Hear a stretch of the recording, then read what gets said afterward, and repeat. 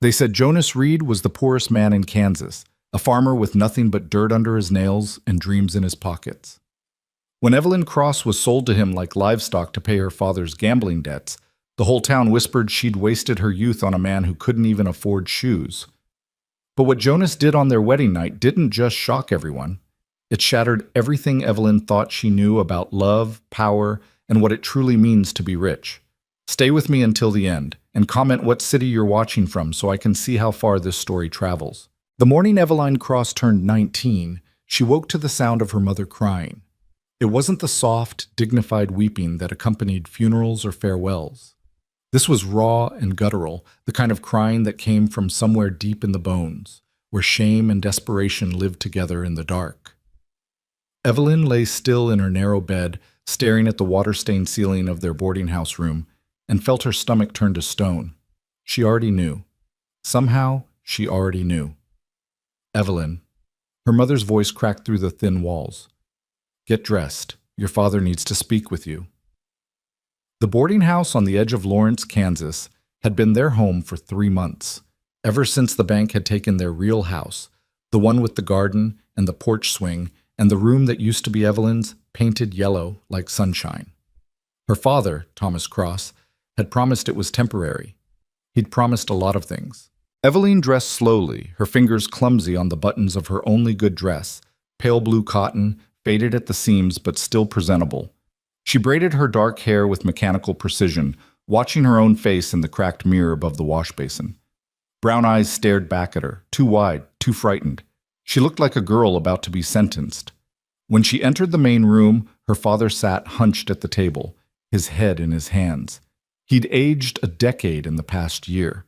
Gray streaked his temples now, and his shoulders curved inward like he was trying to disappear into himself. Her mother stood by the window, arms wrapped tight around her middle, staring out at nothing. Sit down, Evie. Her father's voice was barely a whisper. She sat. The chair felt like a trap. Thomas Cross lifted his head, and Evelyn's heart cracked at the sight of his face. His eyes were red-rimmed, hollow. The man who used to toss her in the air and call her his little songbird was gone, replaced by this broken stranger. I've made arrangements, he said. The words hung in the air like smoke. What kind of arrangements? Evelyn's voice came out steadier than she felt. You're to be married, today. The room tilted. What? There's a farmer, Jonas Reed.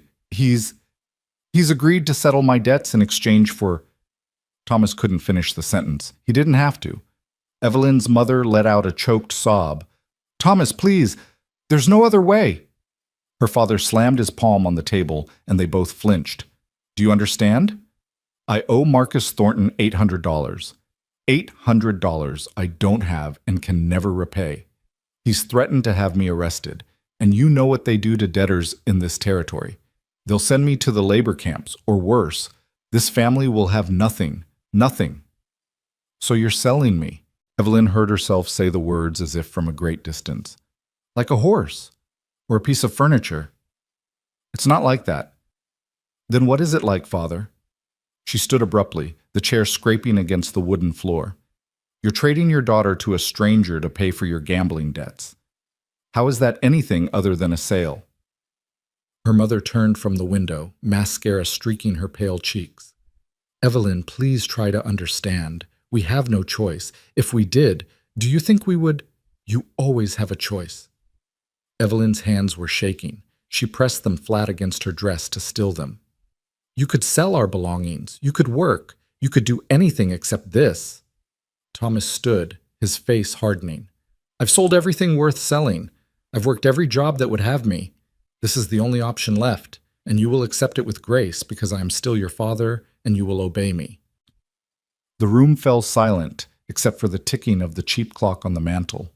Evelyn looked at her mother, searching for an ally, for someone who would stand between her and this nightmare. But her mother only turned back to the window, her shoulders shaking with silent sobs. What kind of man is he? Evelyn finally asked, her voice hollow. Her father sat back down heavily.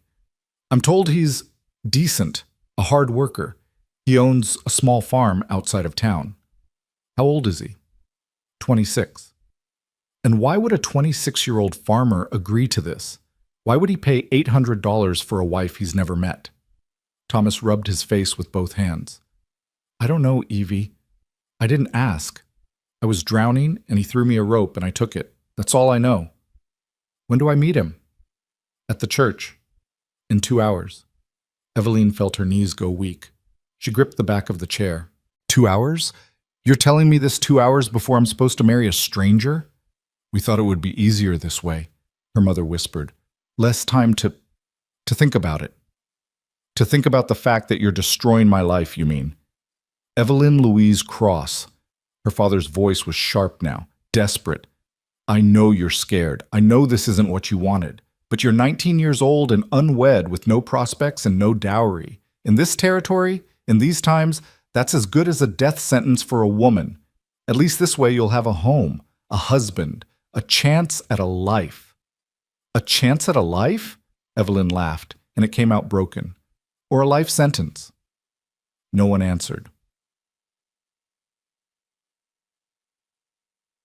The Church of the Holy Redeemer sat at the end of Main Street like a weathered sentinel, its white paint peeling in long strips that revealed gray wood underneath. Eveline had been baptized there as a child, back when Lawrence was just beginning to grow from a frontier outpost into something resembling a town.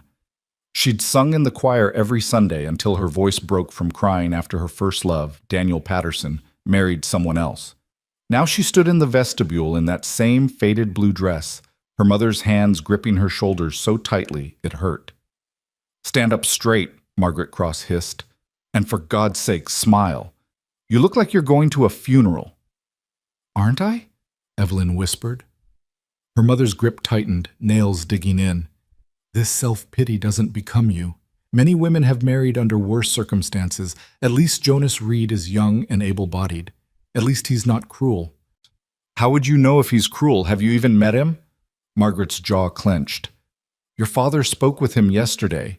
He seemed adequate. Adequate. The words settled over Eveline like ash. Through the crack in the vestibule door, she could see the church's interior. A dozen people sat scattered in the pews, mostly curious neighbors and gossips who'd heard about the hasty wedding and come to witness the spectacle. Reverend Morrison stood at the altar, his Bible open, his expression carefully neutral, and beside him stood a man. Eveline's breath caught. Jonas Reed was tall, taller than she'd expected, with broad shoulders that strained against a threadbare jacket that looked like it had been mended a dozen times. His hair was dark, almost black, and fell across his forehead in a way that suggested he'd tried to comb it back but given up halfway. His face was angular, weathered from sun and wind, with a jaw that looked like it had been carved from stone. But it was his hands that caught her attention.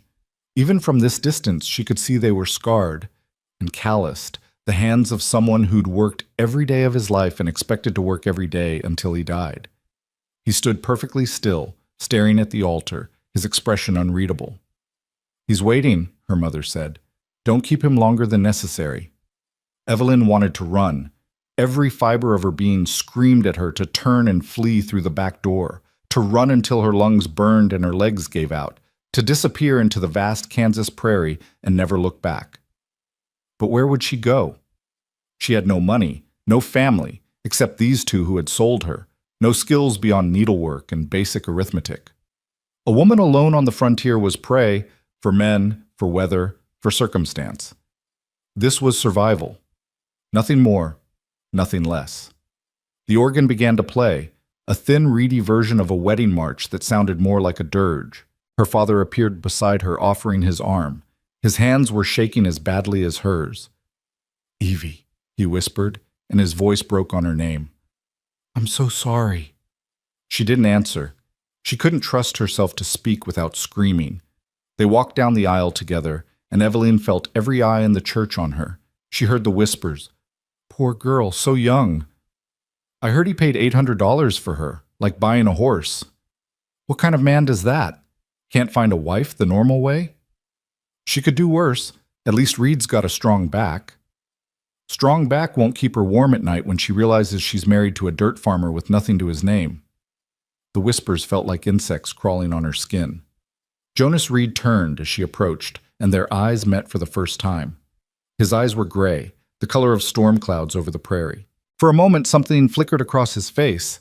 Surprise, maybe, or recognition, but it vanished so quickly she might have imagined it.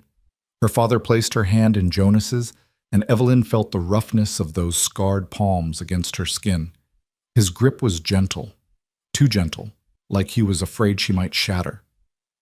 "Take care of her," Thomas whispered, so low only the three of them could hear. Jonas nodded once.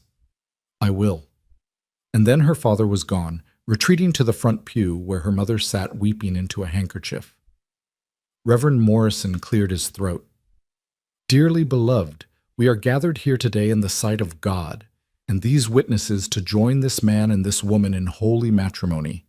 Marriage is not to be entered into lightly, but reverently, deliberately, and in accordance with the purposes for which it was instituted by God." Evelyn barely heard the words. Her heart was pounding so loudly it drowned out everything else. She stared at Jonas Reed's chest, at the frayed collar of his shirt, at a button that didn't quite match the others. "Jonas Reed, do you take this woman to be your lawfully wedded wife, to have and to hold from this day forward, for better or for worse, for richer or for poorer, in sickness and in health, until death do you part?" "I do." His voice was deep and quiet, steady as bedrock. "And do you, Evelyn Cross, take this man to be your lawfully wedded husband, to have and to hold from this day forward, for better or for worse, for richer or for poorer, in sickness and in health, until death do you part?" The words stuck in her throat. She couldn't say them, couldn't force out the lie that would chain her to this stranger forever. Jonas's hand tightened slightly around hers, not forceful, but reassuring. When she looked up, he was watching her with those storm cloud eyes, and something in his expression was unexpectedly kind. "It's all right," he whispered, so softly only she could hear. "You don't have to be afraid." The kindness broke something inside her. Tears blurred her vision. "I do," she whispered. "Then by the power vested in me by the territory of Kansas and Almighty God, I now pronounce you husband and wife. You may kiss the bride." Jonas hesitated. For a long moment they stood there, hands joined, and Evelyn realized he was waiting for permission. She gave the smallest nod, and he leaned down and pressed his lips to her forehead, not her mouth, but her forehead, so gently it felt more like a promise than a kiss. "Thank you," he murmured. "Thank you for trusting me." But she hadn't trusted him. She hadn't trusted anyone. She'd simply run out of choices. Outside the church, her mother embraced her with desperate force. "Write to us," Margaret sobbed. "Please write to us so we know you're all right." Evelyn stood stiff in her mother's arms, unable to return the embrace. "Why? So you can sleep better at night knowing you sold me to a stranger?" Her mother pulled back, stung. "Don't be cruel, Evelyn. We did what we had to do." "No, you did what was easiest for you." Her father approached, his hands hanging uselessly at his sides. "Evie, please, try to understand." "I understand perfectly, Father. You gambled away everything we had, and when you couldn't pay your debts, you paid them with me." She stepped back out of reach. "I hope it was worth it." Jonas appeared beside her, a weathered canvas bag in his hand. "The wagon's ready," he said quietly. He nodded respectfully to her parents. "Mr. Cross." "Mrs. Cross." Thomas gripped Jonas's shoulder. "You'll take care of her?" "I gave you my word," Jonas said. There was an edge to his voice now, something harder. "A man's word is all he's got out here." He helped Evelyn onto the wagon seat, a simple farm wagon pulled by a tired-looking mule with one ear shorter than the other. The wagon bed was empty except for a few supplies covered with a tarp. As Jonas climbed up beside her and took the reins, people gathered on the church steps to watch them leave. The gossiping continued. "She'll be pregnant within the month, mark my words." "Poor thing. Married to a man with nothing but dirt and dreams. My husband says Reed's place is barely standing, 2 rooms and a leaky roof. A pretty girl like that, wasted on a poor farmer. What a shame." Jonas's jaw tightened, but he said nothing. He clicked his tongue, and the mule started forward with a reluctant plod. They rode in silence through Lawrence, past the general store where Evelyn used to buy penny candy as a child, past the schoolhouse where she'd learned to read. past the Patterson house where Daniel lived with his wife and baby. Every familiar landmark felt like a goodbye. At the edge of town, Jonas finally spoke. "It's about an hour's ride to the farm," he said. "The road gets rough in places. If you need to stop for any reason, just say so." Evelyn didn't answer. She kept her eyes fixed on the horizon, watching Lawrence disappear behind them.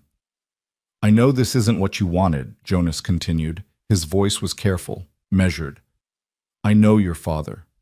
I know the circumstances aren't ideal." "Ideal?" The word burst out of her like a laugh. "Is that what we're calling it?" He was quiet for a moment. "No, I suppose not." "Why?" she demanded, turning to face him. "Why would you agree to this? Why would you pay $800, money you clearly don't have based on your clothes and this wagon, for a wife you've never met? What's wrong with you that you can't find a woman the normal way?" Jonas's hands tightened on the reins. "There's nothing wrong with me." "Then why?" He stared straight ahead at the dusty road. "Because I needed a wife, and you needed a way out. It seemed like a fair trade." "A fair trade?" Evelyn laughed bitterly. "I'm not a sack of flour or a plow blade. I'm a person." "I know that." "Do you?" "Because right now I feel like livestock, like something bought and paid for." Jonas pulled the wagon to a sudden stop. The mule snorted in protest. He turned to face her fully, and his gray eyes were intense, burning with something she couldn't name. "You want to know why I agreed to this?" he said, his voice low and fierce. "Because 8 months ago, my mother died. Cancer. I spent everything I had on doctors who couldn't help her and medicine that didn't work. I sat beside her bed for 3 months and watched her waste away to nothing, and when she finally went, I buried her in the plot next to my father and realized I was completely alone in the world. 26 years old, and I have nobody. No parents, no siblings, no wife, no children. Just me and 200 acres of land that's slowly killing me because I can't work it all by myself." He looked away, his jaw working. "So when your father came to me, desperate and broken, offering his daughter in exchange for debt payment, I saw an opportunity, not to buy a person, but to offer us both a chance at something better than what we had. You get a home and a husband who won't hurt you. I get a partner to help build a life. Is it romantic? No. Is it what either of us dreamed of? No. But it's honest, and it's more than most people get." Evelyn stared at him, stunned into silence. Jonas clicked to the mule, and they started moving again. "I'm not a good man," he said quietly. "I'm not educated or charming or wealthy, but I'm not cruel, and I keep my promises. That's all I can offer you." They rode in silence for a long time after that, the wagon creaking and swaying over the rutted dirt road. The Kansas prairie stretched endlessly in every direction, rolling hills of tall grass that rippled in the wind like an ocean. The sky was impossibly vast, bright blue and cloudless, and Evelyn felt suddenly terrifyingly small. "What's your farm like?" she finally asked. Jonas seemed surprised by the question. "Small. The house needs work. The roof leaks when it rains hard, and one of the window shutters is broken. But it's sturdy enough. There's a well with good water and a root cellar that stays cool even in summer. The land is decent for crops, though the soil's played out in some places from the previous owner working it too hard." "Do you have animals?" "One milk cow, some chickens. The mule." He paused. "I had 2 horses, but I sold them to help pay for my mother's care." "So you really did spend everything?" "Everything," he confirmed, "including borrowing against future crops. Your father's debt payment will help me keep the bank from taking the land." So that was it. He'd bought her to save his farm. "I'm sorry about your mother," Evelyn said quietly. Jonas's shoulders tensed. "Thank you." "What was she like?" He was silent for so long she thought he wouldn't answer. Then, "Kind. She was the kindest person I've ever known. When my father died in a farming accident, I was 12. She could have given up, could have sold the land and moved back east to live with her sister. But she stayed. She taught me everything about running a farm, about surviving out here. She used to say that the prairie doesn't care about your dreams or your plans. It only cares if you're strong enough to endure." "She sounds remarkable." She was. His voice roughened. She would have liked you. Evelyn didn't know what to say to that. The sun climbed higher as they traveled, and the day grew warm. Sweat beaded on Evelyn's forehead, and she wished she'd brought a bonnet. Her dress felt too heavy, too constricting. Everything felt wrong. Finally, Jonas pointed ahead. There. That's the farm. Evelyn looked, and her heart sank. The Reed farm sat in a shallow valley between two rises of prairie grass. The house was small, barely more than a cabin, really, with weathered wood siding and a roof that sagged slightly in the middle. The barn was in better condition but still looked tired, its red paint faded to pink. A fence ran around what appeared to be a vegetable garden, though from this distance it was hard to tell what was planted and what was weeds. It was the saddest, loneliest place Evelyn had ever seen. It's not much, Jonas said, and she heard defensive embarrassment in his voice. But it's home. They descended the gentle slope, and as they drew closer, Evelyn could see more details. Laundry hung on a line between two posts, men's shirts and trousers, threadbare but clean. Someone had planted wildflowers near the front door, though they looked like they were losing the battle against the relentless sun. The window shutters were indeed broken, one hanging at an angle. Jonas pulled the wagon to a stop beside the house and jumped down. He came around to Evelyn's side and offered his hand to help her down. His touch was gentle, careful. "Welcome home," he said, and the word felt like a stone in her chest. Home. This was supposed to be home now. The front door stood slightly ajar. Jonas pushed it open and stepped back to let her enter first. The interior was dim and sparse. One main room served as kitchen, dining area, and living space. A cast-iron stove sat against one wall, its pipe disappearing through the ceiling. A rough wooden table with two chairs occupied the center of the room. A few shelves held basic dishes and supplies. In one corner stood a rocking chair, old, worn, but beautifully made. "That was my mother's," Jonas said, nodding toward the chair. "Her father made it for her when she married." Through an open doorway, Evelyn could see into the second room, a bedroom with a simple bed frame, a mattress, and a trunk at the foot of the bed. No decorations, no curtains, nothing soft or comfortable. This was her prison now. 2 rooms and a broken shutter. "I know it's not what you're used to," Jonas said. He stood in the doorway, backlit by the sun, his expression unreadable. "But we can make improvements over time. Once the crops come in, where will I sleep?" The question came out harsher than she intended. Jonas blinked. "In the bedroom. In the bed. And where will you sleep?" He looked at her for a long moment, understanding dawning in his eyes. "In the barn, or out here in the chair if it rains." Evelyn stared at him. "But we're married." "Yes. Married people share a bed. Eventually, perhaps." Jonas crossed his arms, his expression softening. "But not tonight. Not until you're ready. Not until you actually want to. That might never happen. Then it never happens." She couldn't comprehend what she was hearing. "You paid $800 for a wife, and you're willing to sleep in a barn indefinitely?" "I paid $800 to settle your father's debt and to offer you a home where you're safe," Jonas corrected. "What happens between us beyond that is your choice. Always your choice." Tears burned in Evelyn's eyes. She didn't know if they were from relief or confusion or the sheer overwhelming wrongness of everything. "Why are you being kind to me?" she whispered. Jonas smiled, a small, sad smile that didn't quite reach his eyes. "Because someone should be. You've been through enough today." He picked up the canvas bag he'd brought from the wagon and set it gently on the table. "There's bread in here, and some cheese. Apples from the neighbor's tree. I'll milk the cow and check on the chickens. You take your time settling in. Rest if you need to."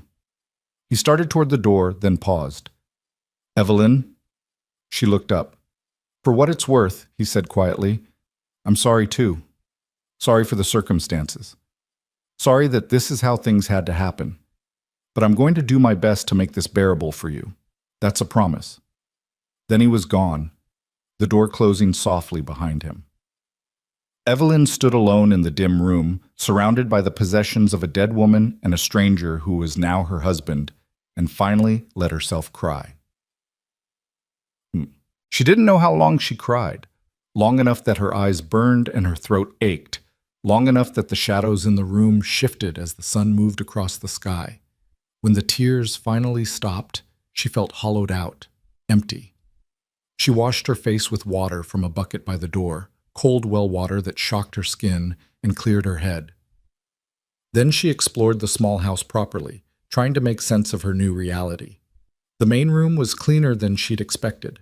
The floor was swept, the dishes were washed, the stove was free of ash. Jonas clearly kept house reasonably well, though there were touches everywhere that revealed a man living alone. Mismatched cups, a coat hung on a chair instead of a hook, a candle burned down to a nub. In the bedroom, she found more evidence of his mother. A photograph on the wall showed a woman with kind eyes and Jonas's same strong jaw. A quilt on the bed, beautifully stitched with a pattern of stars. A hairbrush on the trunk, still with a few long gray hairs caught in its bristles. Evelyn ran her fingers over the quilt, feeling the craftsmanship, the care in every stitch. This woman had made beautiful things despite the hardness of prairie life, despite being alone after her husband died, despite everything.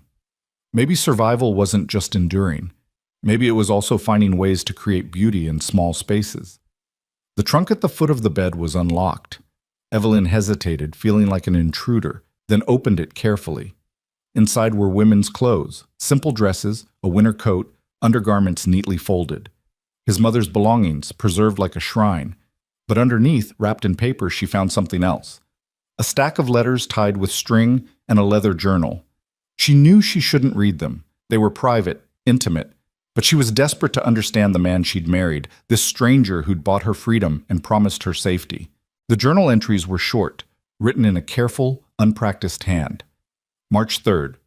Father's been gone 2 years now. Mother says we're managing, but I see how thin she's gotten. The work is too much for the two of us. I'm thinking about selling the East 40 acres, but Mother won't hear of it. Says Father would want us to keep the land together. June 12th. Crops are coming in better this year. Thank God. Mother's cough is worse, though. She tries to hide it, but I hear her at night. September 29th. Dr. Harrison says it's consumption. 6 months, maybe a year. I don't believe him. I won't believe him. November 4th. Sold both horses today. Used the money for medicine from the specialist in Kansas City. Mother cried. Not from pain, but because she knows why I did it. January 15th. She's gone. I buried her next to Father this morning in the rain. The Reverend said she's in a better place now, but I don't know if I believe that either. How can anywhere be better than here, with the land she loved and the son who loved her? January 20th. Alone now. Completely alone. The silence in this house is deafening. The last entry was dated 2 months ago, March 8th. Thomas Cross came to see me today with a proposition. His daughter for his debt. I should have said no. A marriage of convenience is no foundation for happiness. But I looked around this empty house, at my mother's rocking chair, and her garden gone to weeds, and I thought maybe it's better to share loneliness than to drown in it alone. God forgive me. Evelyn closed the journal carefully, her hands shaking. He was just as trapped as she was, just as desperate. He'd lost everything too, his father, his mother, his future, his choices. The only difference was that he'd had longer to learn how to survive in the emptiness. She heard footsteps outside and quickly returned the journal to the trunk. Jonas entered carrying a bucket of milk in one hand and a basket of eggs in the other. He paused when he saw her standing by the trunk, but didn't comment. I thought we might have eggs for supper, he said. And there's cornbread left from yesterday. It's not fancy, but it's filling. I can cook, Evelyn heard herself say. If you'd like. He looked surprised. You don't have to. I want to. And she realized she meant it. She needed something to do, something to make her feel less like a prisoner and more like a person with purpose. Show me where everything is, and I'll make supper. So Jonas showed her. He showed her where he kept the flour and salt, where the oil was stored, how to work the cantankerous stove that burned too hot on the right side and too cool on the left. He spoke with the careful patience of someone teaching a valuable skill, never condescending, always respectful. Evelyn made scrambled eggs and fried the cornbread in a skillet with a little oil until it was golden and crispy on the edges. It was simple food, humble food, but it filled the house with warmth and the first almost comfortable feeling of the day. They ate at the small table as the sun set outside, painting the sky in shades of orange and pink and gold. Jonas ate with the focused intensity of a man who worked hard and needed fuel. Between bites, he told her about the farm, about the crops he'd planted, corn, wheat, some vegetables, about the cow who was stubborn but produced good milk, about the chickens who refused to stay in their coop and were always getting into the garden. "You talk about them like they're people," Evelyn observed. Jonas smiled slightly. "When you're alone as much as I've been, animals become your companions. I've had full conversations with that cow about crop rotation and weather patterns. And what does she think about crop rotation? She's against it. Very conservative in her views." It was such an unexpected joke that Evelyn laughed, actually laughed, for the first time all day. The sound surprised them both. "You should do that more," Jonas said quietly. "Do what?" "Laugh, it suits you." Evelyn looked down at her plate, suddenly shy. "There hasn't been much to laugh about lately." "No, I suppose not." They finished eating in silence, but it was a different kind of silence now. Less hostile, less frightened. After supper, Jonas washed the dishes while Evelyn dried them with a cloth that had seen better days.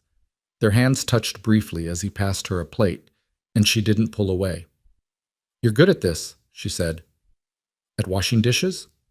"At making things feel normal, less terrible than they could be." Jonas paused, his hands in the soapy water. "I meant what I said at the church, Evelyn. You don't have to be afraid here. I won't force anything, won't demand anything. We can just exist side by side until we figure out what this is supposed to be. And if we never figure it out, then we never figure it out. But at least we won't be alone." Evelyn thought about that journal entry. Better to share loneliness than to drown in it alone. "You take the bed," Jonas said when the last dish was dried and put away. "I'll be comfortable in the barn. There's hay up in the loft that makes a decent enough sleeping spot." "Jonas, please." His voice was gentle but firm. "Let me do this one thing right. Let me give you space to breathe." She didn't argue. She was too exhausted, physically and emotionally, to argue. The bed was more comfortable than she'd expected. The mattress was filled with corn husks that rustled when she moved, but his mother's quilt was soft and smelled faintly of lavender. Evelyn lay in the darkness, listening to the unfamiliar sounds of the prairie night. Wind in the grass, an owl calling somewhere distant, the settling of old wood. Through the window, she could see a light in the barn, Jonas's lantern, burning gold in the darkness. What kind of man sleeps in a barn on his wedding night so his wife can feel safe? Evelyn pulled the quilt up to her chin and closed her eyes, too overwhelmed to process everything, too confused to know what she felt. But for the first time since her father had delivered the news that morning, she didn't feel like she was drowning. She felt like maybe, just maybe, she might survive this after all. Evelyn woke to the sound of a rooster crowing and sunlight streaming through the broken shutter, cutting across the bedroom floor in bright golden bars. For a disorienting moment, she didn't know where she was. Then memory crashed over her like cold water. The church, the vows, the wagon ride, this strange, sparse house that was supposed to be home now. She sat up slowly, her body stiff from tension and restless sleep. The quilt had twisted around her legs during the night, and she could hear her own heartbeat loud in the morning quiet. Through the window, she saw Jonas already up and working in the distance, a dark figure against the endless prairie sky, moving along the fence line with steady purpose. He hadn't come inside. He'd kept his promise. Evelyn dressed quickly in the same blue dress from yesterday, her only dress, she realized with a sinking feeling. Everything else she owned was back in Lawrence, in that boarding house room, and she had no idea if her parents would send her things, or if they'd already sold them to pay more debts. She braided her hair with fumbling fingers, splashed water on her face from the basin Jonas had left filled for her, and stepped out into the main room. The house was empty, but not abandoned. Someone, Jonas obviously, had laid a fire in the stove before he left. A pot of coffee sat warming on the stove top, and beside it on the table was a plate covered with a cloth. Evelyn lifted the corner and found 2 biscuits, still slightly warm, with a pat of butter and a small jar of honey. A piece of paper lay beside the plate, folded once. She opened it to find a note written in that same careful, unpracticed handwriting she'd seen in the journal. "Good morning. Help yourself to breakfast. There's fresh milk in the pail by the door if you want some. I'm checking the fence in the north pasture. One of the posts came loose in last week's wind. Should be back by midday. Make yourself at home. Jonas." Make yourself at home. As if that were possible in a stranger's house wearing a dead woman's quilt and eating food prepared by a man she'd known for less than 24 hours. But Evelyn was hungry, and the biscuits were good, better than she'd expected, light and flaky, despite being made with what must have been limited supplies. She ate slowly, drinking the strong black coffee and watching dust motes drift through the sunlight. The silence in the house was different from the silence in her parents' boarding house room.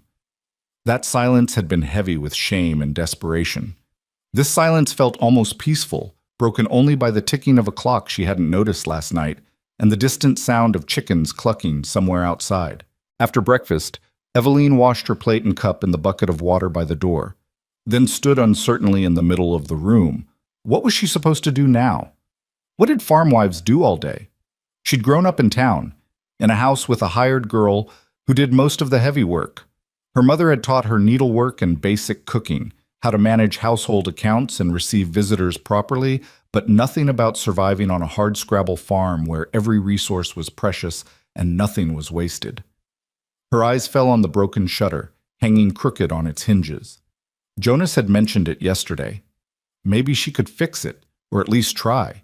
It would give her something to do besides sit and think about how completely her life had changed. She went outside into the bright morning. The sun was already warm on her face, and the wind carried the smell of grass and earth and something sweet she couldn't identify. The farm looked different in daylight, still shabby and worn, but less desolate somehow. The chickens were indeed out of their coop, pecking at the ground near the vegetable garden. The milk cow stood in the small pasture, watching Evelyn with large, patient brown eyes. The broken shutter proved more complicated than she'd hoped. One of the hinges had pulled completely free from the wood, leaving ragged holes. She'd need tools to fix it properly, and she had no idea where Jonas kept his tools, or if she was even allowed to use them. "You must be the new Mrs. Reed." Evelyn spun around, her heart jumping. A woman stood at the fence line, middle-aged, sturdy, with graying hair pulled back in a practical bun and a face weathered by sun and wind. She carried a covered basket and wore a faded calico dress that had been mended in several places. "I'm Martha Henley," the woman continued, opening the gate and walking through without waiting for an invitation. "My husband Tom and I farm the place just east of here, about a mile down the road. Heard about your wedding yesterday. News travels fast out here. And thought I'd bring by some things to welcome you." She set the basket on the ground and looked Evelyn up and down with sharp, assessing eyes that missed nothing. Not the single dress, not the nervous way Evelyn twisted her hands together, not the faint traces of yesterday's tears still visible on her face. "You're younger than I expected," Martha said bluntly. "How old are you, girl?" 19. 19. Martha shook her head.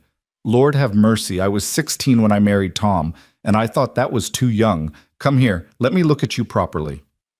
Before Evelyn could protest, Martha had taken her chin in work-roughened fingers and turned her face toward the light, studying her with the same intensity she might examine a horse she was thinking about buying. "Pretty thing," Martha muttered. "Too pretty for your own good, I expect. Has Jonas been treating you well?" The question was sharp, demanding truth. Evelyn felt her face flush. "He's been kind." "Kind how, specifically?" "He gave me the bed. He slept in the barn." Martha's eyebrows rose. "Did he now? Well, that's something at least." She released Evelyn's chin and stepped back. "I'll be honest with you, girl. When I heard Jonas Reed had bought himself a wife to settle some gambler's debts, I was prepared to march over here and give him a piece of my mind. Seemed like a cruel thing to do to a young woman. But if he's giving you space and treating you decent, maybe he's more like his mother than his father." "You knew his mother? Sarah?" Everyone knew Sarah Reed. She was the best woman in this whole territory, helped birth half the babies, nursed the sick, never turned away anyone who needed a meal or a kind word. When she died last winter, we all felt it. Martha's expression softened. Jonas took it hard. He was devoted to that woman. Worked himself half to death trying to save her, sold everything he had for doctors and medicine that couldn't help. Eveline thought about the journal entry. She's gone. I buried her next to Father this morning in the rain. I didn't know, she said quietly. No, I don't suppose you did. Martha picked up the basket again and thrust it toward Eveline. Here, I brought you some things. Bread, preserves, a few eggs, some beans, also some fabric scraps if you're handy with a needle. I figured you might need supplies, seeing as how Jonas has been living like a monk these past months, barely keeping himself fed, let alone stocking a proper kitchen. Eveline took the basket, overwhelmed by the unexpected kindness. Thank you. I don't know what to say. Don't say anything, just survive. Martha's voice turned fierce. Listen to me, girl. Life out here is hard. Harder than anything you've probably experienced growing up in town. The weather will try to kill you. Too hot in summer, too cold in winter. Tornadoes that can flatten everything you've built in seconds. The work never ends. You'll go to bed exhausted and wake up exhausted and wonder why you bother. And the loneliness... She paused, her eyes distant. The loneliness can break you if you let it. Then why stay? Eveline whispered. Martha's gaze sharpened, focusing back on her. Because this land gives you something you can't get anywhere else. Freedom. Out here, nobody cares who your parents were or what mistakes you've made. You're judged by what you build and how you survive. For women especially, that's rare as gold. She reached out and squeezed Eveline's shoulder. You didn't choose this life, but it's yours now. You can let it destroy you, or you can learn to thrive in spite of everything. Your choice. Before Eveline could respond, Martha was already heading back toward the gate. I'll come by again in a few days, see how you're settling in. And if Jonas gives you any trouble at all, you come find me. Tom and I don't tolerate men who mistreat women, even on their own land. Then she was gone, striding across the prairie grass with the confidence of someone who'd walked this land 1,000 times and would walk it 1,000 more. Eveline stood holding the basket, feeling simultaneously comforted and terrified. Martha's words echoed in her head. You can let it destroy you, or you can learn to thrive in spite of everything. She carried the basket inside and unpacked it slowly, setting each item on the shelf with careful hands. The bread was fresh, the preserves were strawberry, the beans were already dried and ready to cook. At the bottom of the basket, wrapped in paper, she found the fabric scraps Martha had mentioned, bits of cotton in various colors and patterns, probably left over from other sewing projects. Not enough to make a whole dress, but maybe enough to patch or trim one. The broken shutter caught her eye again. Maybe she couldn't fix it properly without tools, but she could at least clean up the splintered wood and make it look less neglected. She found a knife in the kitchen, not ideal but serviceable, and went back outside to work on the shutter. The wood was rough and weathered, full of splinters that caught at her fingers. She worked carefully, trimming away the worst of the damage, and lost herself in the simple physical task. It felt good to do something productive, something that left visible results. She was so focused that she didn't hear Jonas approach until his shadow fell across her work. You don't have to do that, he said. Eveline looked up, squinting against the sun. Jonas stood there covered in dust and sweat, his shirt sleeves rolled up to reveal forearms corded with muscle. He held a coil of rope in one hand and looked tired, but not unkind. I wanted to, she said. I needed something to do. He studied the shutter, then nodded. You've got a steady hand. The trimming is clean. He set down the rope and moved closer, examining the broken hinge. I'll need to drill new holes for the mounting. Should be able to fix it this evening after the heat breaks. Martha Henley came by, Eveline said. She brought supplies. Jonas's expression shifted, surprise mixed with something that might have been relief. That was kind of her. Martha and Tom are good people. They helped my mother a lot toward the end. She told me. She said your mother was the best woman in the territory. She was. Jonas's voice went rough. He cleared his throat and changed the subject. I should wash up. Then I thought we might have lunch. There's salt pork and cornmeal. I can make Johnny cakes if you'd like. I can make them, Eveline offered, if you show me how. So Jonas showed her, standing close in the small kitchen while she mixed cornmeal and salt and water into a thick batter. His instructions were clear and patient, and when she poured the first cake onto the hot griddle and it immediately began to burn, he didn't criticize or take over. He just said, The stove runs hot on that side. Try moving it more to the left. The second cake came out better. The third was almost perfect. They ate standing up, the Johnny cake still warm and dripping with butter from Martha's supplies. Jonas ate quickly, clearly hungry from his morning work, and Evelyn found herself studying him when he wasn't looking. The way his hair fell across his forehead, the scar on his chin that she hadn't noticed before, the careful way he moved as if always aware of taking up too much space. "What happened to your chin?" she asked. Jonas touched the scar reflexively. "Kicked by a horse when I was 14. Thought I could break a wild mare on my own. She had other ideas." "Did you break her?" "Eventually, but she broke my pride first, which was probably necessary." He smiled slightly. "My mother said pride is what gets you killed on a farm. Caution keeps you alive." "Your mother said a lot of wise things, it seems." "She did." Jonas set down his plate. "Evelyn, I've been thinking. You're going to need more than one dress out here. The work is hard, and clothes wear out fast. I don't have money for store-bought fabric, but I could trade some eggs to Mrs. Patterson in town. She usually has material." Mrs. Patterson, Daniel Patterson's mother. The family of the man Evelyn had once imagined herself marrying. "I'd rather not," Evelyn said quietly. Jonas looked at her sharply. "Why not?" She couldn't tell him the truth, that Daniel Patterson had courted her for 6 months, made promises he never intended to keep, then married Catherine Morris 3 weeks after telling Evelyn she was the only girl he'd ever love. That seeing his mother, seeing pity or judgment in her eyes, would be unbearable. "I just don't want charity from town," she said instead. "Martha brought fabric scraps. Maybe I can make something from those."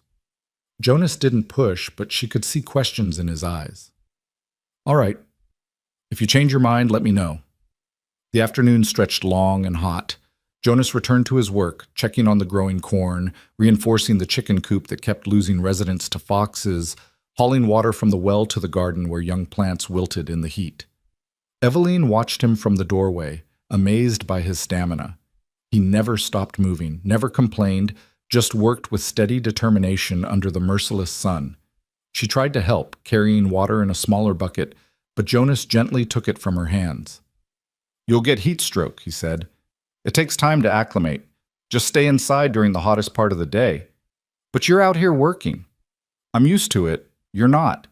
Don't make yourself sick trying to prove something." It wasn't condescension, just practicality, but it still made Evelyn feel useless. Back in Lawrence, she'd been good at things: embroidery, watercolors, playing the piano at church socials. Out here, those skills meant nothing. She couldn't fix a fence or plow a field or do any of the 1,000 things that farm life required. Inside the house, she examined Martha's fabric scraps more carefully. Most were too small to be useful, but there were a few larger pieces, a length of faded blue cotton, some cream muslin, bits of calico, and cheerful prints. If she was clever about it, maybe she could piece together an apron at least, something to protect her one dress while she learned how to be useful. She found a sewing basket in the bedroom trunk, Sarah Reed's, obviously, with needles and thread and scissors that were still sharp. The basket itself was beautiful, woven from sweetgrass with a pattern of flowers worked into the lid. Evelyn ran her fingers over it, feeling the craftsmanship, and wondered what Sarah Reed had thought about while making it. Had she been happy? Had she loved Jonas's father? Had she imagined her son would one day marry a stranger out of desperation? The front door opened and Jonas came in carrying the coil of rope and a wooden toolbox. "Heat's breaking," he said. "Good time to fix that shutter before dark." Evelyn set aside the sewing basket. "Can I help?" "If you want, I'll need someone to hold the shutter steady while I drill." They worked together as the afternoon light turned golden. Jonas was good with tools, precise and methodical, making each hole exactly where it needed to be. Evelyn held the shutter in place, her arms aching from the strain while he worked. At one point their hands touched on the wood, and neither of them pulled away immediately. "There," Jonas said finally, stepping back to examine his work. The shutter hung straight now, opening and closing smoothly. "That should hold." "It looks good," Evelyn said. And it did. It made the house look just a little less neglected, a little more cared for. Jonas began gathering his tools. "I need to milk the cow and feed the chickens. Then I thought we might have supper." There's venison from a deer I shot last week. Not fancy, but it's good meat. I can cook it, Evelyn said. If you tell me how you like it. Something shifted in Jonas's expression. Surprise, maybe? Or gratitude. However you make it will be fine. I'm not particular. He headed toward the barn, and Evelyn went back inside to figure out how to cook venison over a temperamental stove. She found the meat wrapped in cloth in the root cellar, kept cool in the darkness below the house. It was already cut into steaks, and there were wild onions and some potatoes that were starting to sprout but still edible. She made a simple meal, pan-fried venison, boiled potatoes, onions cooked until they were soft and sweet. It wasn't fancy, but the house filled with good smells, and when Jonas came in carrying a pail of fresh milk, he stopped in the doorway and just breathed in. "Smells like home," he said quietly, "like when my mother used to cook." They ate at the small table as darkness fell outside. Jonas told her about his day, the fence post that had rotted through and needed replacing, the corn that was coming up strong, the fox tracks he'd seen near the chicken coop. Evelyn listened and asked questions, learning the rhythms of farm life through his words. "The corn should be ready to harvest in late summer," Jonas explained. "If we get good weather and no hail, I'll sell most of it in town, keep some for the animals and for our own use through winter. The money from the harvest has to last us all year, pay property tax, buy supplies, set aside seed for next spring. It's always a balancing act. What happens if the harvest fails?" Jonas's jaw tightened. "Then we tighten our belts and pray the next year is better. Or we lose the farm." That's what happened to the Johnsons 2 years ago. 3 bad harvests in a row, and the bank took everything. Last I heard, they'd moved to Kansas City, Tom working in a factory. He hated it. But at least they were together. Were they? Jonas met her eyes. Tom used to tell me that losing the farm was like losing a piece of his soul, that working in a factory, never seeing the sun, never feeling soil in his hands was worse than dying. His wife Sarah, different Sarah, she told my mother that Tom started drinking, couldn't hold a job, got mean. They ended up living in a boarding house, fighting all the time, with Tom talking constantly about the farm they'd lost. Sometimes keeping something means watching it slowly destroy you. Evelyn thought about her father, about gambling debts and borrowed time, about how trying to hold on to a life that was already gone had led them all to this moment. Is that what you think will happen to us? Slow destruction? No. Jonas's voice was firm. Because I'm not trying to hold on to something that's already lost. I'm trying to build something new. There's a difference. After supper, Evelyn washed the dishes while Jonas sat in his mother's rocking chair, working on a piece of harness that needed mending. The domesticity of it struck her, how they moved around each other in the small space, how the silence between them was becoming comfortable rather than strained. "Evelyn," Jonas said suddenly, "I want you to know something. Your father's debt, the $800. I borrowed most of that money. From the bank, from neighbors, from anyone who would lend to me. It'll take me years to pay it back, maybe 5 or 6 if the harvests are good." She turned to look at him, confused. "Why are you telling me this?" "Because I want you to understand that I didn't buy you. I mortgaged my future for a chance at not being alone, for a chance at building something with someone instead of just surviving by myself. And I want you to know that if you decide you can't stay here, if you want to leave, I won't stop you, even though it would mean I'd lose everything, the farm, the land, any hope of paying back what I owe. Your freedom is more important than my comfort." Evelyn stood frozen, the dish towel dripping in her hands. "You'd let me destroy you?" "I'd let you save yourself." The words hung in the air between them, heavy with meaning. "I don't have anywhere to go," Evelyn whispered. "Even if I wanted to leave. My mother had a sister in St. Louis.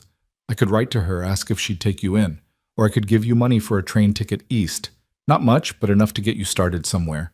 You'd have options." "Why would you do that?" Jonas set aside the harness and looked at her directly. "Because you deserve to choose your own life, even if that life doesn't include me." Evelyn's eyes burned with tears she refused to let fall. This man, this stranger she'd been sold to like property, was offering her more respect and freedom than her own parents ever had. It was overwhelming and confusing and made something in her chest ache with a feeling she couldn't name. "I'm not leaving," she heard herself say. "You don't have to decide now." "I'm not leaving." she repeated, stronger this time.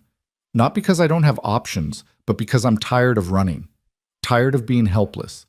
You're giving me a chance to build something, even if I don't know what that something is yet. I want to take that chance. Jonas studied her face for a long moment, searching for truth. Whatever he saw must have satisfied him because he nodded slowly.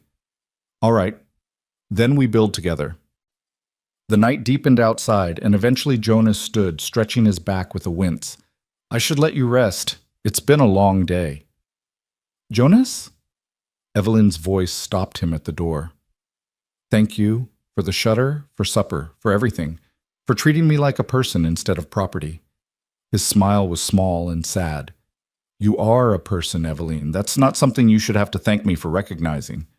He left through the front door, heading toward the barn with his lantern casting long shadows across the yard. Evelyn watched him go, then prepared for bed in the small bedroom that was starting to feel less like a prison and more like a refuge. She lay under Sarah Reed's star quilt, listening to the prairie night, wind and crickets and the distant cry of a coyote. Through the window, she could see Jonas's lantern light in the barn, steady and golden. She thought about what Martha had said. The loneliness can break you if you let it. But maybe loneliness was easier to bear when you shared it with someone who understood. For the second night in this strange new life, Evelyn closed her eyes and let sleep take her, and for the second night she didn't feel like she was drowning. She woke sometime in the darkness to the sound of rain drumming on the roof. Not a gentle spring rain, but a fierce prairie storm, the kind that turned dust to mud and made the whole world feel like it was being washed away. Thunder rolled overhead, shaking the small house, and lightning flashed bright enough to turn night into day for split seconds at a time. Evelyn sat up, disoriented, her heart racing. The roof over her head held firm, but she could hear water dripping somewhere. The leak Jonas had mentioned. In the main room, probably. She pulled on her dress over her nightgown and ventured out of the bedroom. Sure enough, water dripped steadily from a spot in the roof near the corner, pooling on the wooden floor. She found a pot and set it underneath to catch the drips, the metallic ping-ping-ping of water hitting metal almost lost in the thunder. Another flash of lightning, and through the window she saw the barn, dark now. Jonas's lantern had gone out. Was he all right out there? Was the barn roof holding? Did he have enough blankets to stay warm? Before she could talk herself out of it, Evelyn grabbed a shawl from the peg by the door and ran out into the storm. The rain soaked her instantly, cold and shocking. The yard had turned to thick mud that sucked at her boots with every step. Lightning illuminated her path in brilliant flashes, and thunder crashed so loud it felt like the world was splitting open. She reached the barn and wrestled the door open against the wind. Inside was darkness and the smell of hay and animals. The cow lowed nervously in her stall. "Jonas?" Evelyn called. No answer. Another lightning flash and she saw him, or rather, saw the ladder leading to the hayloft. She climbed carefully, her wet hands slipping on the rungs, and emerged into the loft where Jonas had made a rough bed in the hay. He was awake, sitting with his back against a post, and he startled when he saw her. "Evelyn, what are you doing out here?" "I wanted to make sure you were all right. The barn's weathered worse than this." He stood quickly, grabbing a blanket and wrapping it around her shoulders. "You're soaked through. You'll catch your death. So will you. Come inside. Sleep in the house tonight. The roof leaks, but at least it's dry." "I'm fine out here." "You're not fine. You're being stubborn." Evelyn's teeth were starting to chatter from cold. "Please, Jonas, I can't sleep knowing you're out here in this." He looked at her for a long moment, water dripping from his own hair, his eyes unreadable in the darkness between lightning flashes. Finally, he nodded. "All right, just for tonight." They ran back to the house together through the storm, stumbling in the mud, laughing breathlessly at the absurdity of it all. Inside they were both dripping, leaving puddles on the floor. "I'll get more blankets," Evelyn said. "You can sleep in the chair by the stove. It'll be warmer than the barn at least." She brought him Sarah's quilts, all of them, and he settled into the rocking chair with a sigh of relief he tried to hide. Evelyn went back to the bedroom, but left the door open, somehow comforted by knowing he was just in the other room, that they were sharing this small space while the storm raged outside. "Evelyn?" Jonas's voice came through the darkness. "Yes? Thank you for coming to check on me. You didn't have to do that. I wanted to. Silence filled with the sound of rain and dripping and thunder rolling away toward the east. Good night, Jonas. Good night, Evelyn. And somehow, despite everything, despite the storm and the strangeness and the uncertain future stretching before them, Evelyn felt something shift inside her chest. Not love. Not yet. Maybe never. But something softer than fear. Something that might, with time and care, grow into something worth keeping. She pulled the quilt up to her chin and listened to Jonas's breathing from the other room, steady and calm, and let it lull her back to sleep while the prairie storm washed the world clean outside their small, imperfect home. The morning after the storm dawned clear and impossibly bright, as if the world had been scrubbed clean and hung out to dry. Evelyn woke to find Jonas already gone from the rocking chair, the quilts folded neatly and stacked on the seat. Through the window, she could see him working in the mud-soaked yard, assessing damage from the night's violence. She dressed quickly and went outside to find him standing by the vegetable garden, his expression grim. The storm had flattened half the young plants and washed deep gullies through the carefully tended rows. Water still stood in puddles everywhere, reflecting the bright sky like scattered mirrors.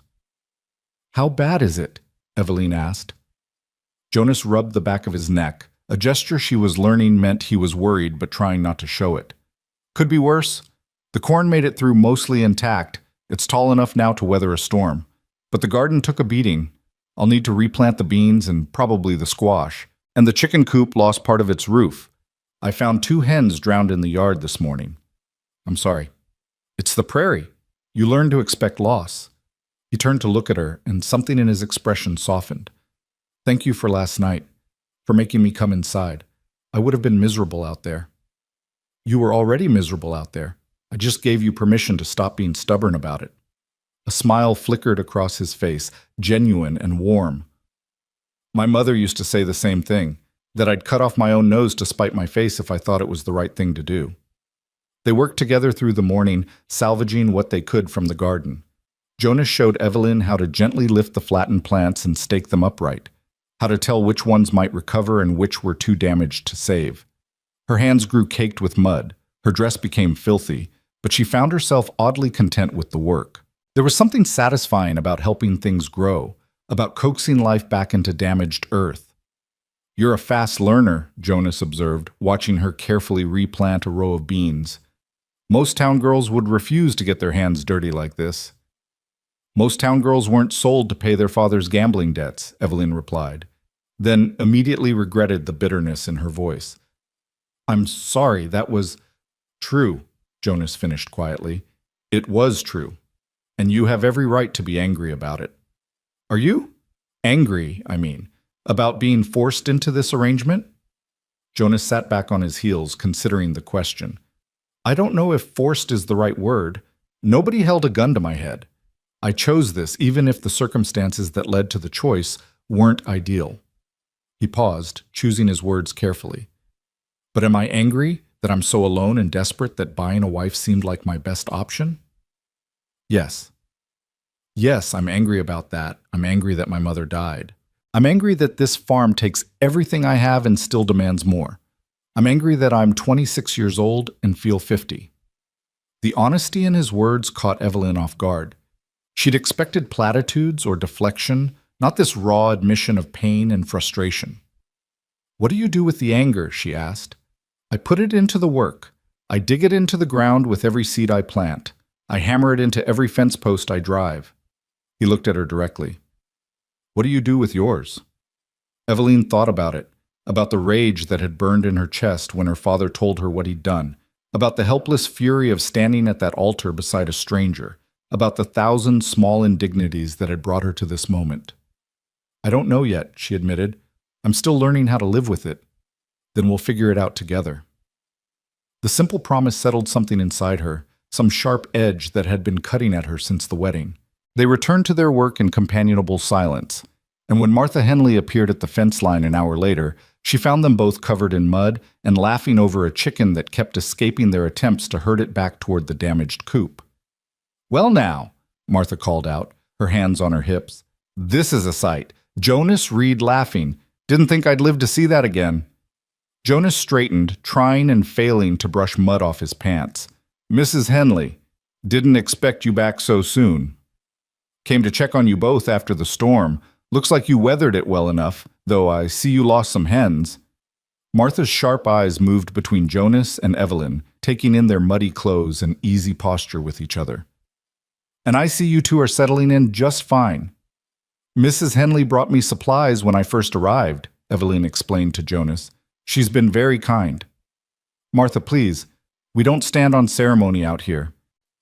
The older woman walked through the gate, her boots squelching in the mud. I actually came with a purpose beyond nosiness, though I won't lie and say I'm not curious how you're managing. There's a barn raising at the Morrison place next Saturday. Lightning struck their barn during a storm last month, burned it right to the ground. Whole community's coming together to build them a new one. Jonas's expression shifted, surprise mixed with something that looked like longing. I didn't know. Nobody told me. That's because you've been keeping to yourself something fierce these past months, Martha said gently. I know losing Sarah was hard, Jonas. We all understand that, but you can't isolate yourself forever. This community took care of your mother when she was sick. Now it's time to let them take care of you and your new wife. I don't need... It's not about need, boy. It's about belonging. Martha turned to Evelyn. A barn raising is when all the men come together to build, and all the women bring food and help each other with the work that needs doing. It's a chance for Evelyn here to meet the other farm wives, make some friends, learn how things are done out here, unless you're planning to keep her locked up like Rapunzel in that sad little house of yours. Jonas flushed. Of course not. Evelyn can go if she wants to. I want to, Evelyn said quickly. The thought of meeting other women, of having conversations that weren't about crops and chickens and loss, was suddenly desperately appealing. If it's appropriate for me to attend. Appropriate? Girl, you're married now. You're a farm wife. Of course it's appropriate. Martha's expression softened. Besides, you'll need friends out here. The prairie's too big and too lonely to face without them. After Martha left with promises to come collect them on Saturday morning, Jonas and Evelyn returned to their repairs. But something had shifted in the air between them. A new awareness, perhaps, that their private struggle to build a life together was about to become public, that the community would see them, judge them, form opinions about this strange marriage of convenience and whether it could possibly work. Are you nervous? Jonas asked as they worked on patching the chicken coop roof with spare boards. About Saturday? Terrified, Evelyn admitted. Everyone will know why we married. They'll all be watching us, whispering about us. Let them whisper. What matters is what we know, not what they think they know. And what do we know? Jonas hammered in a nail with precise force before answering. We know we're both trying our best. That's more than most marriages can say. The week that followed established a rhythm that began to feel almost normal. Jonas rose before dawn each day to milk the cow and feed the animals. Evelyn learned to make coffee strong enough to wake the dead and biscuits that didn't burn more often than they did. They worked together in the garden, replanting what the storm had destroyed, and Jonas taught her the difference between weeds and useful plants, between soil that would nurture growth and soil that would strangle it. In the evenings, after supper, they sat together in the main room, Jonas repairing tools or mending harnesses, Evelyn sewing with Sarah Reed's basket and Martha's fabric scraps. She was making an apron, piecing together the scraps in a pattern that reminded her of the star quilt. It was slow work, but satisfying. Creating something useful from remnants felt appropriate somehow, given the circumstances of her new life. Sometimes they talked.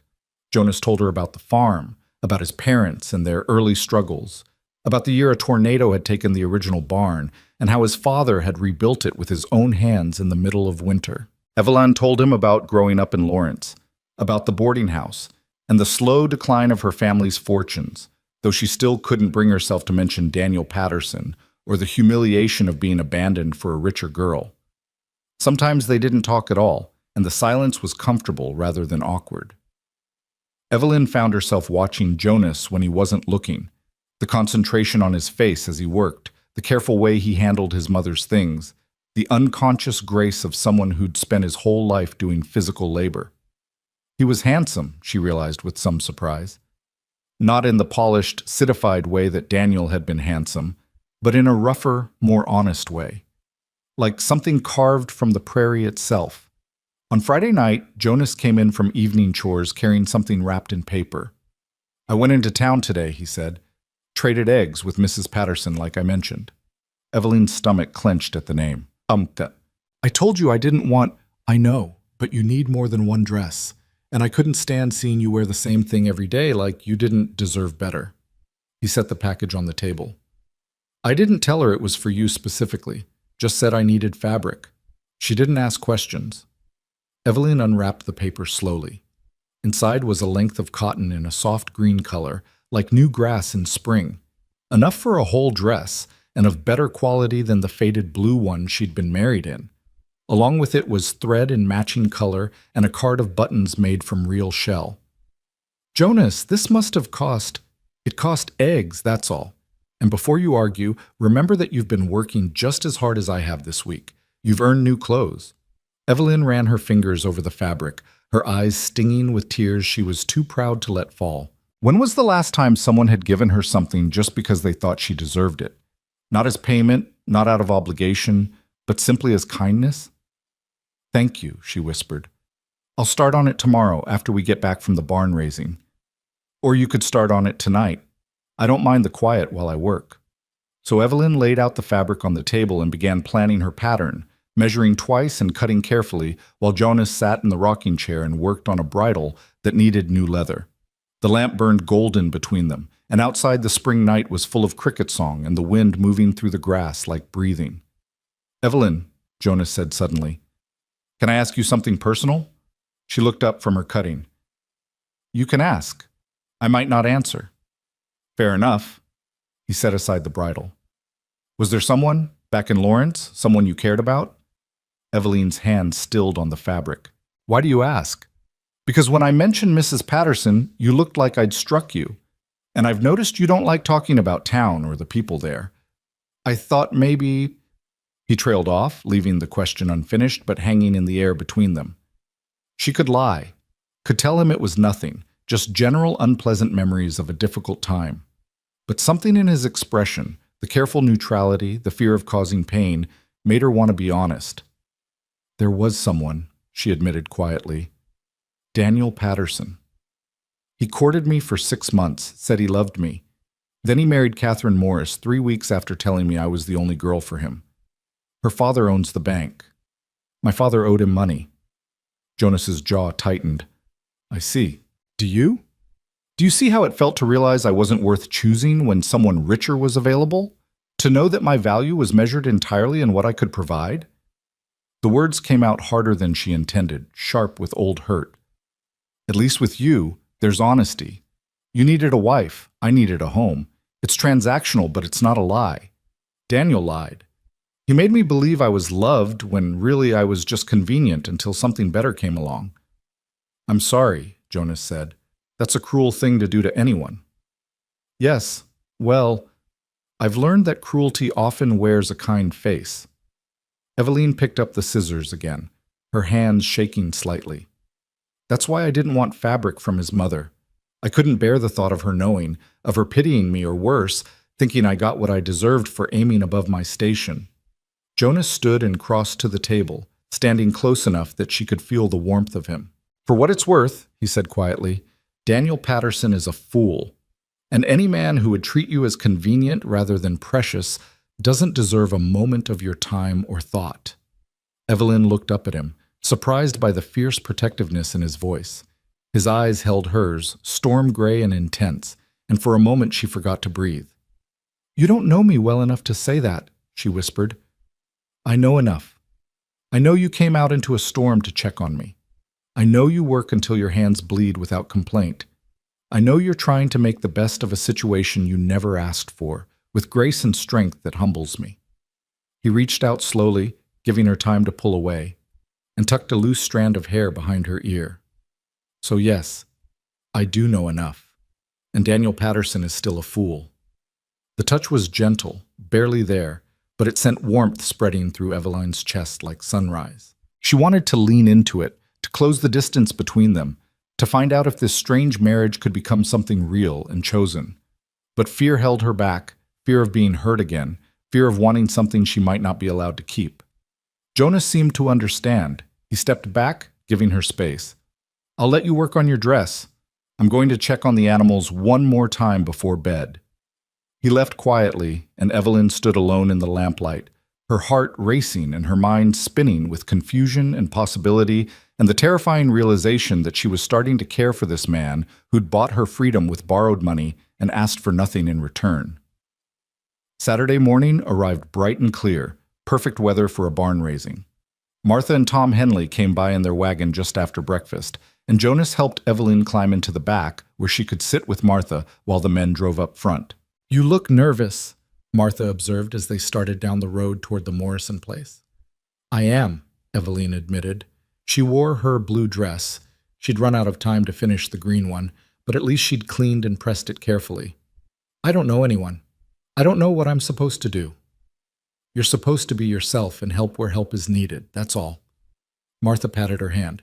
"The women here aren't like town ladies with their social rules and judgments. We're too busy surviving to care about petty things. You'll see." The Morrison farm was larger than Jonas's place, with a house that had actual glass windows and a barn foundation already laid where the old structure had burned.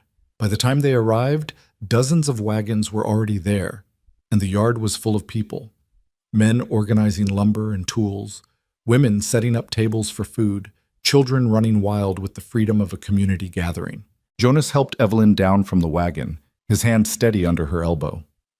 "Stay with Martha," he said quietly. "She'll introduce you around. I'll be with the men if you need me." Then he was gone, swallowed up by the group of farmers gathering around the foundation, and Evelyn felt suddenly very alone despite being surrounded by people. "Come on," Martha said, linking her arm through Evelyn's. "Let's get you settled. The first person you need to meet is Helen Morrison. It's her barn we're raising." Helen Morrison turned out to be a woman in her 50s with flour in her hair and laugh lines around her eyes. She welcomed Evelyn warmly, thanking her for coming, and within minutes Evelyn found herself absorbed into the rhythm of women's work at a barn raising, setting out food, minding children, carrying water to the men who were already sweating in the morning sun. The other women were curious but kind, asking questions about where she'd come from and how she was settling in, but none with the malicious edge Evelyn had feared. They seemed genuinely interested in welcoming her into their community. "It's good to see Jonas with company," one woman named Sarah Cooper said as they sliced bread for sandwiches. "He's been so isolated since his mother passed. We worried about him." "He works very hard," Evelyn said carefully, not sure how much to reveal. "Too hard, probably," another woman added, this one introduced as Ruth Williams. "Jonas has always been that way. Even as a boy, he took everything so seriously. His mother used to say he carried the weight of the world on those shoulders." "She would be glad he has you now," Helen Morrison said gently. "Sarah Reed loved that boy more than life itself. She made us all promise to look after him if anything happened to her. But a wife can do what neighbors can't. Give him a reason to come home at the end of the day instead of working himself into an early grave." The words settled uncomfortably on Evelyn's shoulders. These women expected her to save Jonas somehow, to be the cure for his loneliness and grief, but she was barely keeping herself afloat. How could she possibly be someone's salvation when she was still trying to figure out how to survive? As if reading her thoughts, Martha appeared at her elbow. "Stop looking so terrified," she murmured. "They don't expect miracles. They just want Jonas to be happy. And from what I saw at your place, you're already doing more for him than he's had in a long time. Someone to talk to share the work with. That's enough." The morning passed in a blur of activity. The men worked with impressive coordination, raising the barn's frame piece by piece, while the women kept them fed and hydrated. Evelyn found herself watching Jonas as he worked, the way he moved with confidence and strength, the easy camaraderie he had with the other men, despite his months of isolation. She saw him laugh at something Tom Henley said, saw him patiently show a younger man how to properly secure a beam, and realized that this was who Jonas had been before grief and loneliness had carved away everything but survival. "He's different with you here," a voice said beside her. Evelyn turned to find a young woman about her own age, pretty with blonde hair and blue eyes. She looked vaguely familiar, though Evelyn couldn't place from where. I'm Catherine Patterson, the woman said, and Evelyn's stomach dropped. I know who you are. The whole county knows about Jonas Reed's sudden marriage. Of course. Catherine Morris, who had become Catherine Patterson, Daniel's wife. I should get back to work, Evelyn said, starting to turn away. Wait, please. Catherine reached out but didn't quite touch her. I'm not here to cause trouble. I just wanted to say... She paused, choosing her words carefully. I wanted to say I'm sorry for how things happened. With Daniel... Evelyn stared at her. You're sorry? I know what Daniel told you, what he promised you. Catherine's voice dropped lower. He told me too. He's very good at making promises he has no intention of keeping. I didn't know about you when I agreed to marry him. My father arranged it, said it would secure the family finances. If I'd known Daniel had been courting someone else, had made promises to someone else. Would it have changed anything? Evelyn asked quietly. Would you have refused? Catherine's silence was answer enough. That's what I thought. Evelyn started to walk away again. He's not a good husband, Catherine called after her, and there was something broken in her voice that made Evelyn stop. Daniel, he's not kind. He drinks too much and he has a temper and he still flirts with every woman who crosses his path. Some days I wish I'd had the courage to refuse my father, to choose poverty over this gilded cage. When I heard about you, that you'd married Jonas Reed, I was jealous, because at least you have a man who's decent. Evelyn turned slowly to face her. Catherine's eyes were bright with unshed tears, her carefully composed expression cracking to reveal the misery underneath. I'm sorry too, Evelyn said finally. For both of us. For all of us who don't get to choose our own lives. But you're choosing now, aren't you? Every day you stay with Jonas, you're choosing. Catherine wiped at her eyes. That's more than I can say. And for what it's worth, I think you chose better than I did, even if you didn't mean to. Before Evelyn could respond, Catherine hurried away, disappearing into the crowd of women. Evelyn stood frozen, trying to process the conversation, trying to reconcile the Catherine she'd imagined, triumphant, smug, everything Evelyn wasn't, with this sad woman trapped in her own gilded cage. You all right? Martha appeared at her side again, her sharp eyes missing nothing. I saw you talking to Catherine Patterson. She apologized, Evelyn said numbly, for stealing Daniel. Stealing? Is that what happened? Martha snorted. Girl, that's not stealing, that's inheriting a burden. Daniel Patterson is his father's son, charming on the surface, rotten underneath. His mother knows it, which is probably why she was so willing to sell fabric to Jonas. Felt guilty about her son's behavior, most like. How does everyone know all of this? Because we live in each other's pockets out here. Privacy is a luxury we can't afford. Martha steered Evelyn back toward the food tables. You can't keep secrets on the prairie, so we all know each other's business. The trick is learning not to judge, because we've all got our own struggles. Catherine Patterson is stuck with a husband who doesn't love her. You got stuck with a marriage you didn't choose, but at least your husband is good to you. That counts for more than you might think. By afternoon, the barn was taking shape, walls rising, roof beams in place. The men worked with the intensity of people racing daylight, and the women prepared the communal supper that would celebrate the day's work. Evelyn found herself peeling potatoes alongside women who shared stories of their own difficult beginnings, their own arranged marriages or hasty weddings, or compromises made in the name of survival. I married Tom after knowing him for 2 weeks, Martha said, attacking potatoes with vigorous efficiency. My parents had died of cholera, and I was 16 with no family and no prospects. Tom was 25 and needed a wife to help with his farm. We made a deal. I'd cook and clean and help with the work. He'd provide a home and never raise a hand to me. Been married 33 years now, and I can honestly say I love that stubborn man more than I ever thought possible. How did you go from a deal to love? Evelyn asked. Martha smiled. Time and proximity and choosing kindness even when we didn't feel kind. Love's not just a feeling, girl. It's a decision you make every single day. Some days it's easy. Some days it's the hardest thing you'll ever do. But if you keep choosing it, keep choosing each other, eventually the feeling catches up to the decision. As the sun began to set, painting the sky in shades of amber and rose, the barn stood complete, a testament to what a community could build together. The men gathered around it, sweaty and exhausted and proud, while the women brought out the food. Long tables had been set up in the yard, and everyone filled their plates and found places to sit in the grass or on wagon beds, eating and laughing and sharing the satisfaction of work well done. Jonas found Eveline in the crowd and sat down beside her, close enough that their shoulders touched. "You did good today," he said quietly. "I saw you helping, talking to people. You fit in better than I thought you would." "Better than you thought, or better than you hoped?" Eveline teased gently. He smiled. "Both, maybe. I was worried you'd feel out of place, that you'd regret coming." "I don't regret it." And as she said it, Eveline realized it was true. Despite the awkwardness and Catherine Patterson's unexpected confession, despite feeling overwhelmed and out of her depth, she didn't regret being here, didn't regret being part of something larger than her own small struggles. These are good people.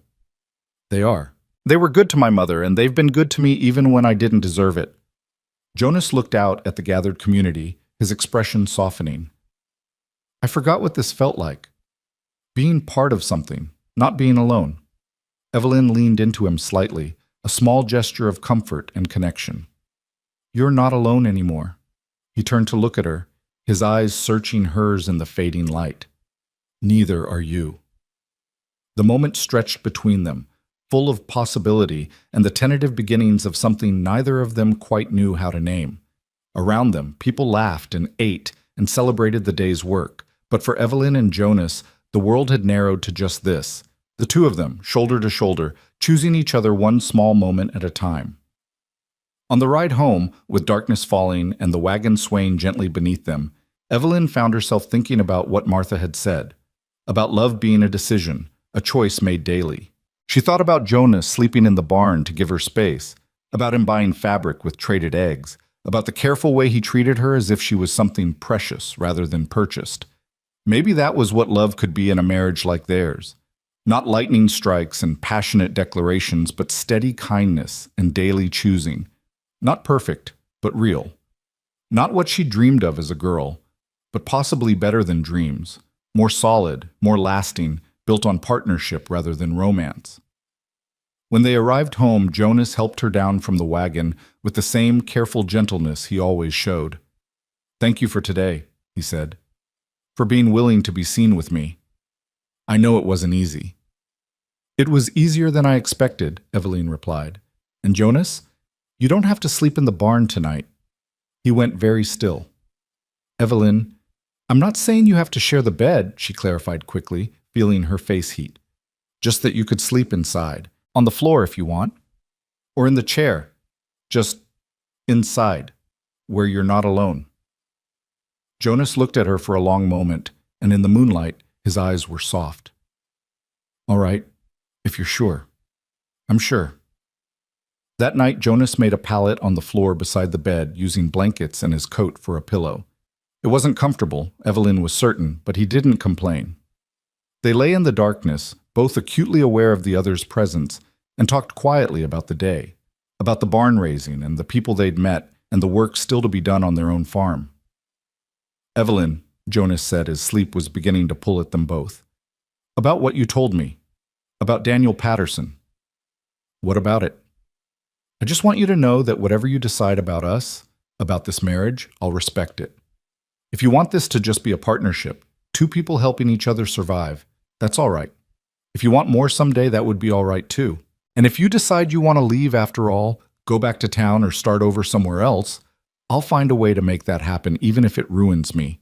Your choice, always, just like I promised." Eveline's throat tightened with emotion. "And what do you want, Jonas? You keep talking about my choices, but what about yours?" He was quiet for so long she thought he'd fallen asleep. Then, in a voice so low she almost missed it, he said, "I want whatever makes you happy, even if it's not me." The selflessness of it broke something open in Eveline's chest. She rolled onto her side, looking down at him in the darkness. "Jonas? Yes? I'm glad it's you. I'm glad it was you who walked into that church, you who brought me here. You who's been patient and kind when you had every right not to be. I don't know what this will become, but I'm glad it's with you." She could see the gleam of his eyes in the moonlight coming through the window, could see the way his throat worked as he swallowed hard. "I'm glad too," he whispered. "Gladder than I have words for." Evelyn settled back into the bed, but she let her hand drop over the edge, dangling down toward where Jonas lay. After a moment's hesitation, she felt his fingers brush against hers. The lightest touch, barely contact at all, but enough. Enough to say they were in this together.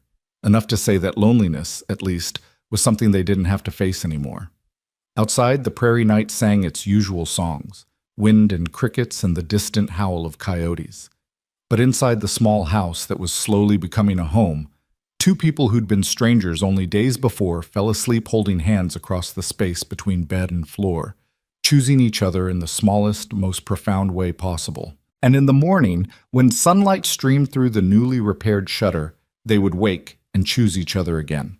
The weeks that followed the barn raising brought a subtle shift to the rhythm of their days, like a key turning in a lock that had been stuck for too long. Jonas still rose before dawn, still worked until his muscles screamed and his hands bled. But now he came home to a house where lamplight burned in the window and the smell of supper cooking greeted him at the door. Evelyn still felt the weight of her stolen future pressing on her shoulders, still woke some mornings with tears on her face from dreams of the life she'd lost. But now she had purpose beyond mere survival. She had someone who needed her, and somehow that made all the difference. Jonas no longer slept in the barn. He made his pallet on the floor each night, and Evelyn would lie in the bed above him, and they would talk in the darkness about everything and nothing until sleep claimed them both. Sometimes their hands found each other across the space between them. Sometimes they fell asleep with fingers intertwined, that small connection anchoring them both through the lonely prairie night. The green fabric became a dress, and then Evelyn made herself another from material Martha brought by along with news and gossip from neighboring farms. She learned to bake bread that didn't come out hard as stone, to churn butter until her arms ached, to recognize the difference between a hen that was laying well and one that was just eating feed without producing. The work was endless and exhausting, but it was also strangely satisfying. Each skill mastered was a small victory over the helplessness that had defined her old life. One morning in early June, Evelyn woke to find Jonas already dressed and standing by the window, his expression troubled. The quality of light was strange, greenish and heavy, the air so still it felt like the world was holding its breath. "What's wrong?" she asked, sitting up. "Storm coming. A bad one." Jonas's voice was tense. "The sky has that look to it. We need to prepare." Evelyn dressed quickly and followed him outside. The morning was unnaturally quiet.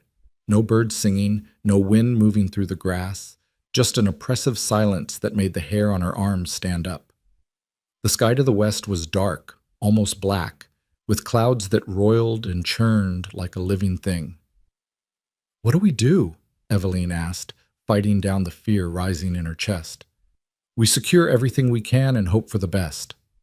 Jonas was already moving, his actions quick and efficient. "Get the chickens into the coop and latch it tight. I'll bring the cow into the barn and check that everything's tied down. If this turns into a tornado, we'll need to get to the root cellar." They worked frantically as the storm approached, moving with desperate urgency while the strange green light intensified and the first rumbles of thunder rolled across the prairie like cannon fire. Evelyn had never seen anything like it, the sheer scale of the storm, the way it seemed to swallow the sky whole. In town, storms had meant staying inside, maybe losing a few shingles. Out here on the open prairie, exposed and vulnerable, a storm meant potential devastation. The wind hit first, sudden and vicious, nearly knocking Evelyn off her feet as she ran from the chicken coop. Jonas caught her, steadying her with strong hands. "Inside!" he shouted over the rising howl. "Get inside, now!" They made it into the house just as the rain began. Not a gentle patter, but a violent assault, drops so large and hard they stung like thrown pebbles. Jonas slammed the door shut and immediately began checking the windows, making sure they were latched tight. "Will the house hold?" Evelyn had to yell to be heard over the storm's fury. "It's held through worse, but if I tell you to get to the root cellar, you don't hesitate. You go immediately. Understand?" She nodded, her heart pounding. Through the window, she could see the world turning gray and terrible. The rain so thick it was like looking through a waterfall. Lightning flashed bright enough to hurt, and the thunder that followed was so loud it rattled dishes on the shelves. Jonas moved to stand beside her, his presence solid and reassuring. "I won't let anything happen to you," he said quietly, though whether he was making a promise to her or to himself, Evelyn couldn't tell. The storm raged for what felt like hours, but was probably less than one. The house shook and groaned but held firm, Sarah Reed's careful construction proving its worth.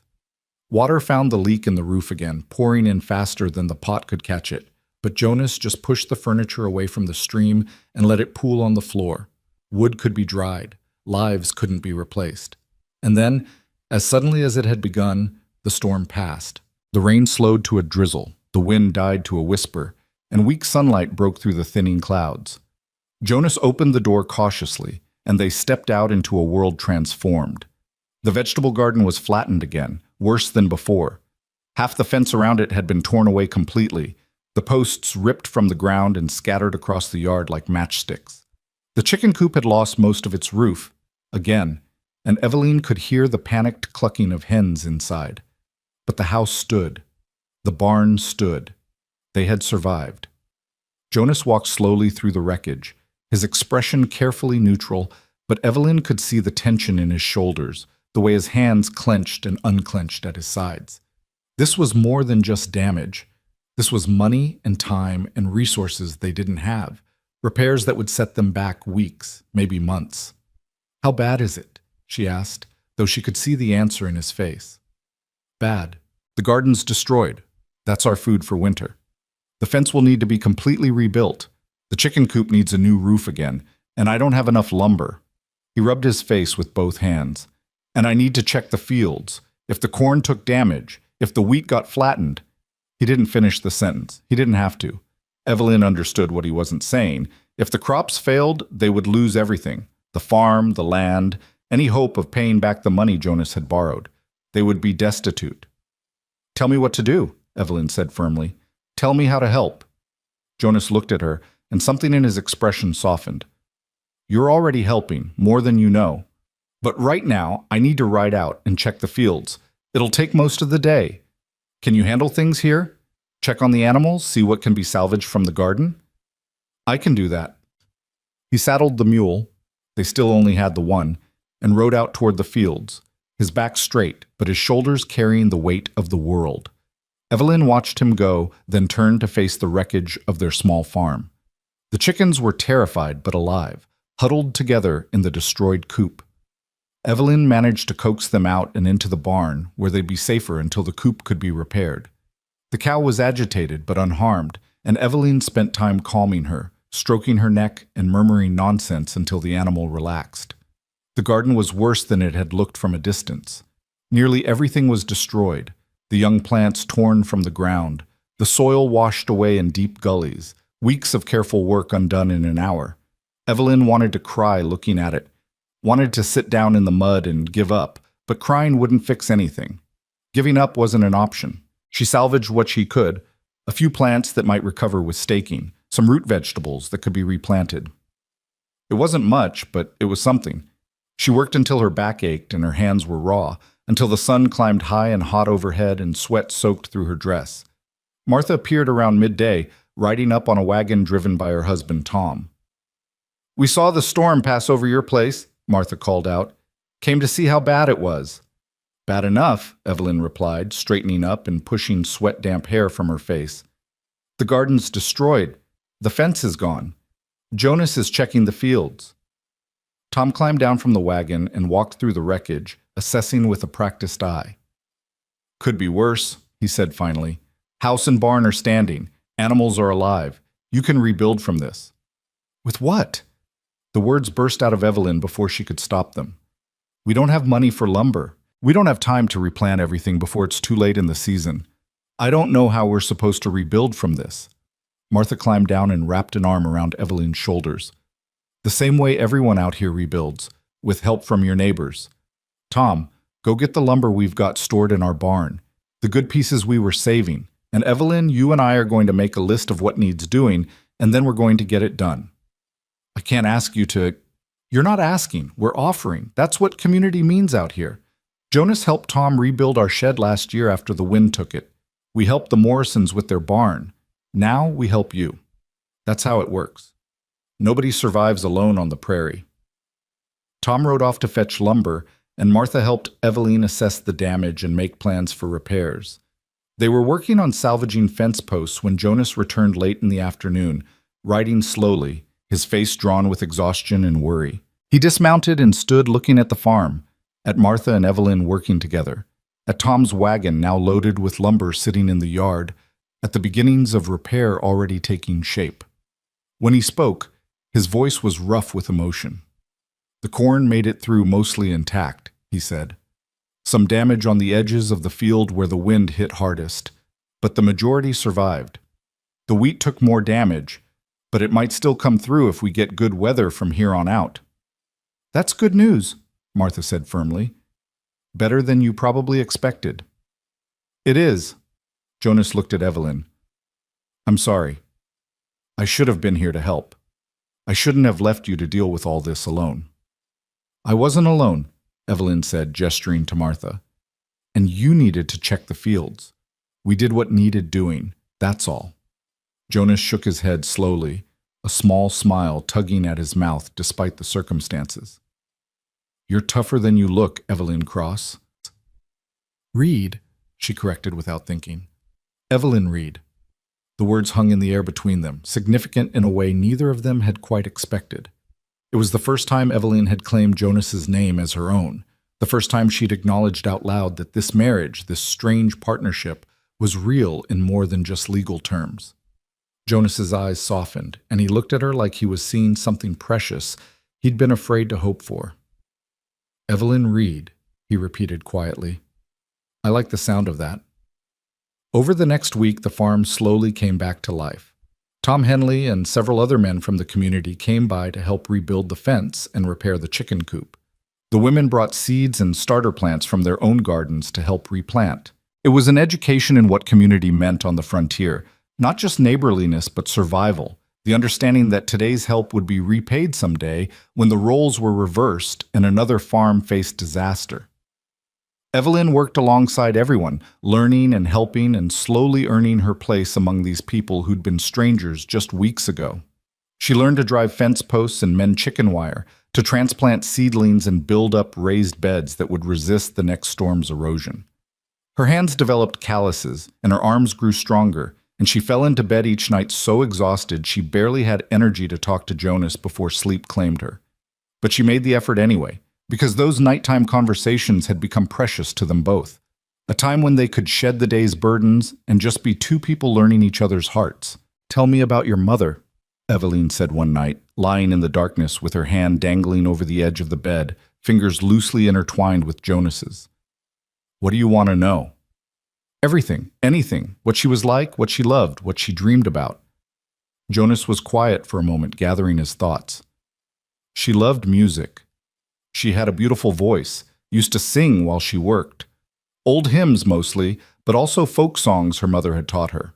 When I was little, she'd sing me to sleep every night. I can't carry a tune to save my life, but I loved listening to her. What was her favorite song? Amazing Grace. She said it reminded her that no matter how hard life got, there was always hope for redemption, always a chance to start over. He paused. She would have liked you, Evelyn. She would have been glad I wasn't alone anymore. I wish I could have met her. So do I. She would have taught you things, shown you how to make her remedies and her preserves. She knew every useful plant on the prairie, every herb that could help, and every one that could harm. People used to come from miles around when someone was sick, because Sarah Reed could cure things the doctors couldn't. Do you remember any of it, what she taught you? Some. Not as much as I should. I was always more interested in the farming side of things, the crops and the animals. I wish now I'd paid more attention when she tried to teach me about her medicines. Evelyn squeezed his hand gently. Tell me what you do remember. I'll write it down. Help you preserve it. That way her knowledge doesn't die with her. Jonas's fingers tightened around hers, and in the darkness she heard him take a shaky breath. You do that? Of course. She was important to you, so she's important to me. Thank you, he whispered. That means more than I can say. So Jonas began sharing what he remembered of his mother's knowledge, and Evelyn wrote it down in the margins of an old ledger book, recipes for poultices and tinctures, notes about which plants bloomed when and what they could be used for, the accumulated wisdom of a frontier healer preserved in careful handwriting. It became their project, something they worked on together in the evenings, and in the process of preserving Sarah Reed's legacy, they were building something of their own. July arrived with scorching heat that baked the prairie hard and made every task twice as difficult. The corn grew tall and green, drinking up what rain came and stretching toward the pitiless sun. The garden they'd replanted struggled but survived, producing enough to give them hope for the winter ahead. Evelyn learned to work in the early morning and late evening, resting during the worst heat of the day, and her skin tanned despite her efforts to avoid it. "You're turning into a proper farm wife," Martha observed one day when she stopped by with fresh eggs from her own chickens. "Your hands tell the story." Evelyn looked down at her hands, calloused and rough now, nails broken short, nothing like the soft, useless hands she'd had in Lawrence. "I barely recognize myself anymore," she admitted. "Is that good or bad?" "I don't know yet. Different, certainly." Martha settled into a chair at the kitchen table, accepting the cup of water Evelyn offered. "Can I tell you something? When I first heard about you and Jonas, I thought it was a terrible idea. A town girl married to a struggling farmer out of desperation. I gave it 6 months before you ran back to civilization." "What changed your mind?" "You did. The way you've worked to make this place a home.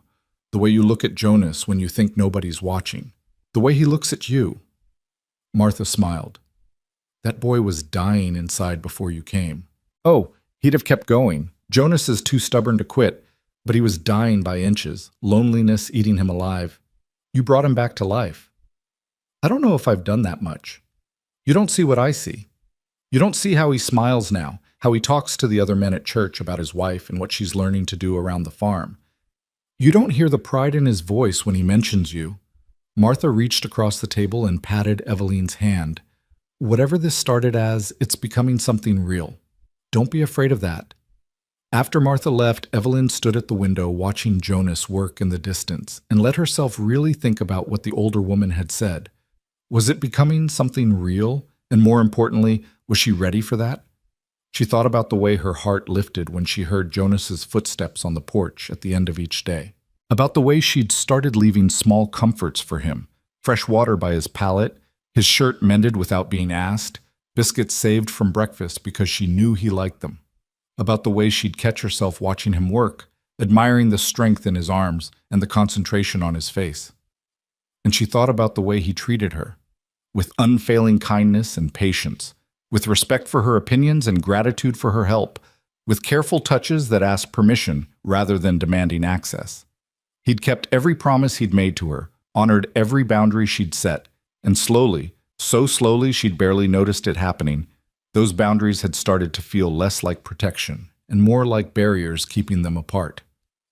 That evening, as they sat together after supper, Evelyn made a decision. "Jonas," she said, her heart pounding, "you don't have to sleep on the floor anymore." He went very still, his hands frozen on the harness he'd been mending. "Evelyn, I'm not saying—" She took a breath, steadying herself. "I'm not saying we have to do anything, just that the floor is uncomfortable and the bed is big enough for 2 people and we're married. We should be able to share a bed without it meaning anything more than practicality." Jonas set down the harness carefully, his expression unreadable. "Are you sure? I don't want you to feel pressured." "I'm sure. You've slept on that hard floor for weeks now. It's ridiculous. We're both adults. We can share a bed without—" She trailed off, feeling her face heat. "All right," Jonas said quietly. "If you're certain. But Evelyn, I need you to know. I'm not expecting anything. Not now, not ever, unless you want it to. This changes nothing except where I sleep." That night they lay side by side in Sarah Reed's bed, careful not to touch, both acutely aware of the other's presence in a way that made sleep seem impossible. The bed felt smaller than it had when Evelyn slept alone, the space between them charged with unspoken possibility. "Jonas?" Evelyn whispered into the darkness. Yes? Thank you for being patient with me, for not pushing. You don't have to thank me for basic decency. Don't I? Most men wouldn't. She stopped, thinking about Daniel and his empty promises, about her father, and his casual cruelty in selling her future. Most men wouldn't have been as kind as you've been. Jonas rolled onto his side, and she could feel him looking at her even though she couldn't see his face in the dark. Then most men are fools. Evelyn, you're the best thing that's happened to me in years. You think I'd risk losing you by being impatient or demanding? You think I'd throw away this chance at building something good just to satisfy temporary wants? What do you want, Jonas? Long term, I mean, from this marriage, from me. He was quiet for so long she thought he wouldn't answer. Then, I want partnership. I want someone to work beside and laugh with and share the burden of survival. I want to build something that outlasts us both, a farm that thrives, maybe children someday if you want them, a life that means something. And I want, he paused, choosing his words carefully. I want you to be happy here, to choose this life not because you have to, but because you want to. That's what I want most of all. Evelyn's throat tightened with emotion. And if I wanted more than partnership, if I wanted, then I'd thank God every day for being luckier than I deserve, Jonas said softly. But only when you're ready. Only when it's real for you too, not just gratitude or obligation. Evelyn rolled onto her side, facing him in the darkness. The space between them felt like both a chasm and a hair's breadth. Jonas Reed, you are the most frustratingly noble man I've ever met. She heard rather than saw his smile. I'll take that as a compliment. You should. And then, before she could overthink it, before fear could stop her, Evelyn closed the distance between them and kissed him. It was tentative and brief, barely more than a brush of lips, but it sent warmth flooding through her entire body. Jonas went very still, like he was afraid any movement might shatter the moment, and when Evelyn pulled back, she could hear his breath coming quick and shallow. Evelyn, he said, and her name sounded like a prayer. I'm ready, she whispered. Not for everything, not all at once, but for this, for trying, for seeing what this could become if we both choose it. Jonas reached up slowly and cupped her face with one calloused hand, his touch gentle despite the strength in his fingers. Are you sure? I need you to be sure. Instead of answering with words, Evelyn kissed him again, longer this time, deeper, letting her actions speak what she was still learning to feel. And Jonas kissed her back with reverent intensity, like she was something precious and miraculous, like he couldn't quite believe this was real. When they finally broke apart, both breathless, Jonas pressed his forehead against hers. We'll go slow, he promised, as slow as you need. I know. I trust you. And she did. Somewhere in the past weeks of working side by side and choosing each other daily, trust had grown like the corn in the fields, slowly at first, then strong and sure, reaching toward the light. They lay tangled together that night, Evelyn's head on Jonas's chest, his arms wrapped securely around her, and for the first time since this marriage began, it felt less like an arrangement and more like a choice, less like survival and more like living. The next morning, Evelyn woke to find Jonas already awake, watching her with an expression so tender it made her breath catch. Good morning, he murmured, brushing a strand of hair from her face. Good morning. She smiled up at him, feeling shy and brave all at once. No regrets? Not a single one. You? No, just hope. Is that strange? If it is, we're strange together. Jonas kissed her forehead. I need to check on the fields, see how the corn's coming. But tonight, I was thinking maybe we could ride out to the creek. It's beautiful at sunset, and it's been so hot. A swim might be nice. I'd like that. The day passed in its usual rhythm of work and heat, but there was a new lightness to it, a sense of possibility that hadn't been there before. Evelyn caught herself humming while she worked, her mother's old songs, the ones she'd thought she'd forgotten. The house felt less like a cage and more like a home she was actively building rather than just inhabiting. True to his word, Jonas came to find her as the sun began its descent toward the horizon. They walked together across the prairie toward the creek that ran along the eastern edge of the property. following a path worn smooth by Jonas's countless trips for water. The evening air was cooler but still warm, and the grass was tall and golden on either side of them. The creek was indeed beautiful, a ribbon of clear water cutting through the prairie, lined with cottonwood trees that provided precious shade. Jonas had been right about it being a good place to swim. He'd brought towels and even a blanket to sit on, planning ahead in a way that made Evelyn's heart warm. They swam in the shallows, the water cool and clean, washing away the day's sweat and dust. Evelyn hadn't been swimming since she was a child, and she laughed with surprised delight at how good it felt, how free. Jonas swam with easy confidence, obviously familiar with this place, and he showed her where the water was deepest and where the current was strongest. Afterward, they sat on the blanket in the fading light, letting the warm air dry them, and watched the sun paint the sky in shades of fire. Jonas's arm was around her shoulders, and Evelyn leaned into him, content in a way she hadn't been since childhood. "I used to come here when things got hard," Jonas said quietly. "After my father died, after my mother got sick. This place always made me feel less alone. Thank you for sharing it with me. I want to share everything with you, the good places and the hard work and the uncertain future. All of it." He turned to look at her.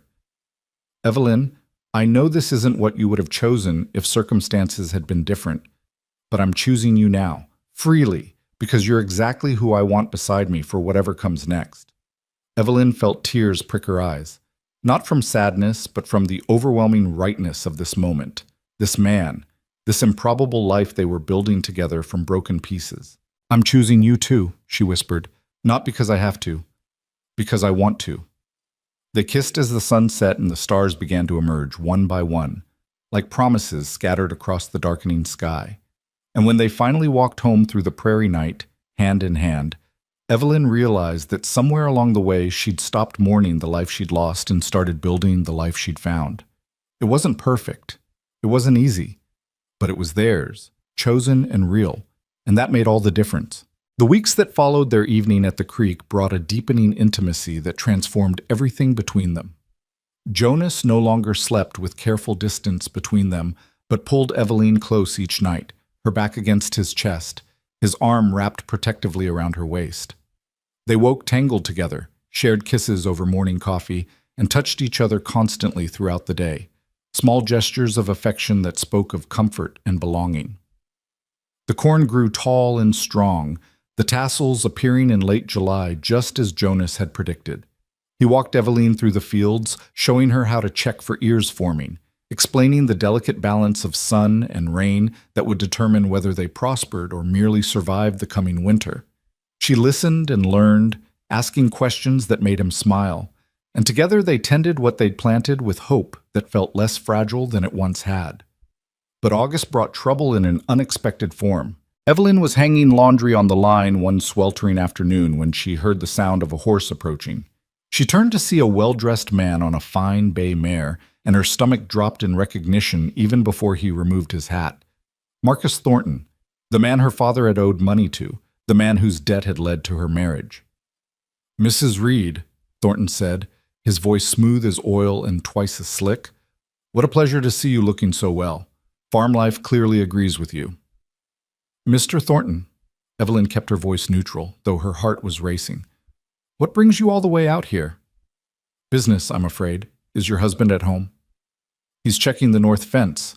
Should be back within the hour." "Perfect. I'll wait." Thornton dismounted and tied his horse to the fence post, making himself comfortable without invitation. "I must say, I was surprised to hear about your marriage. Thomas Cross assured me his daughter was too refined for frontier life.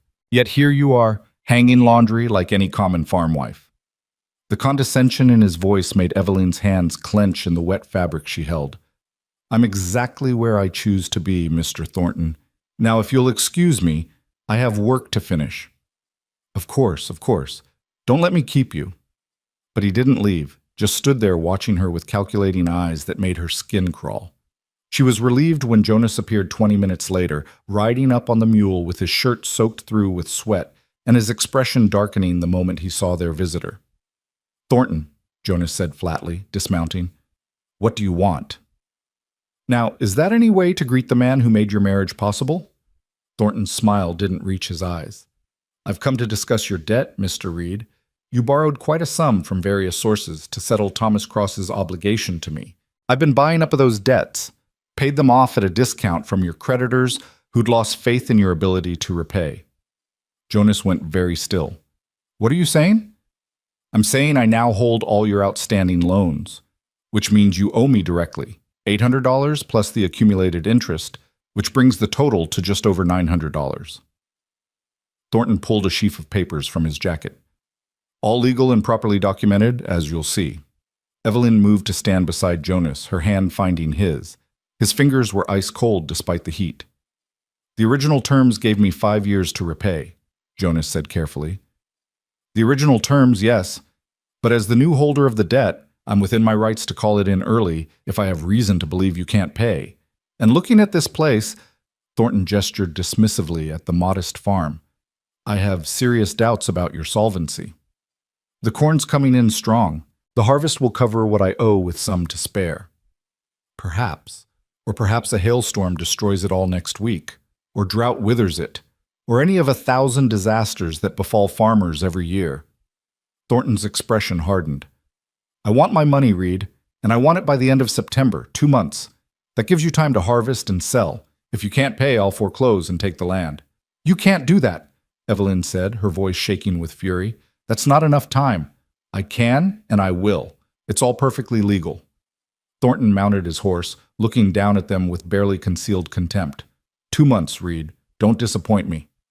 He rode away, leaving a cloud of dust and devastation in his wake. Jonas stood frozen, the papers clutched in his white-knuckled hands.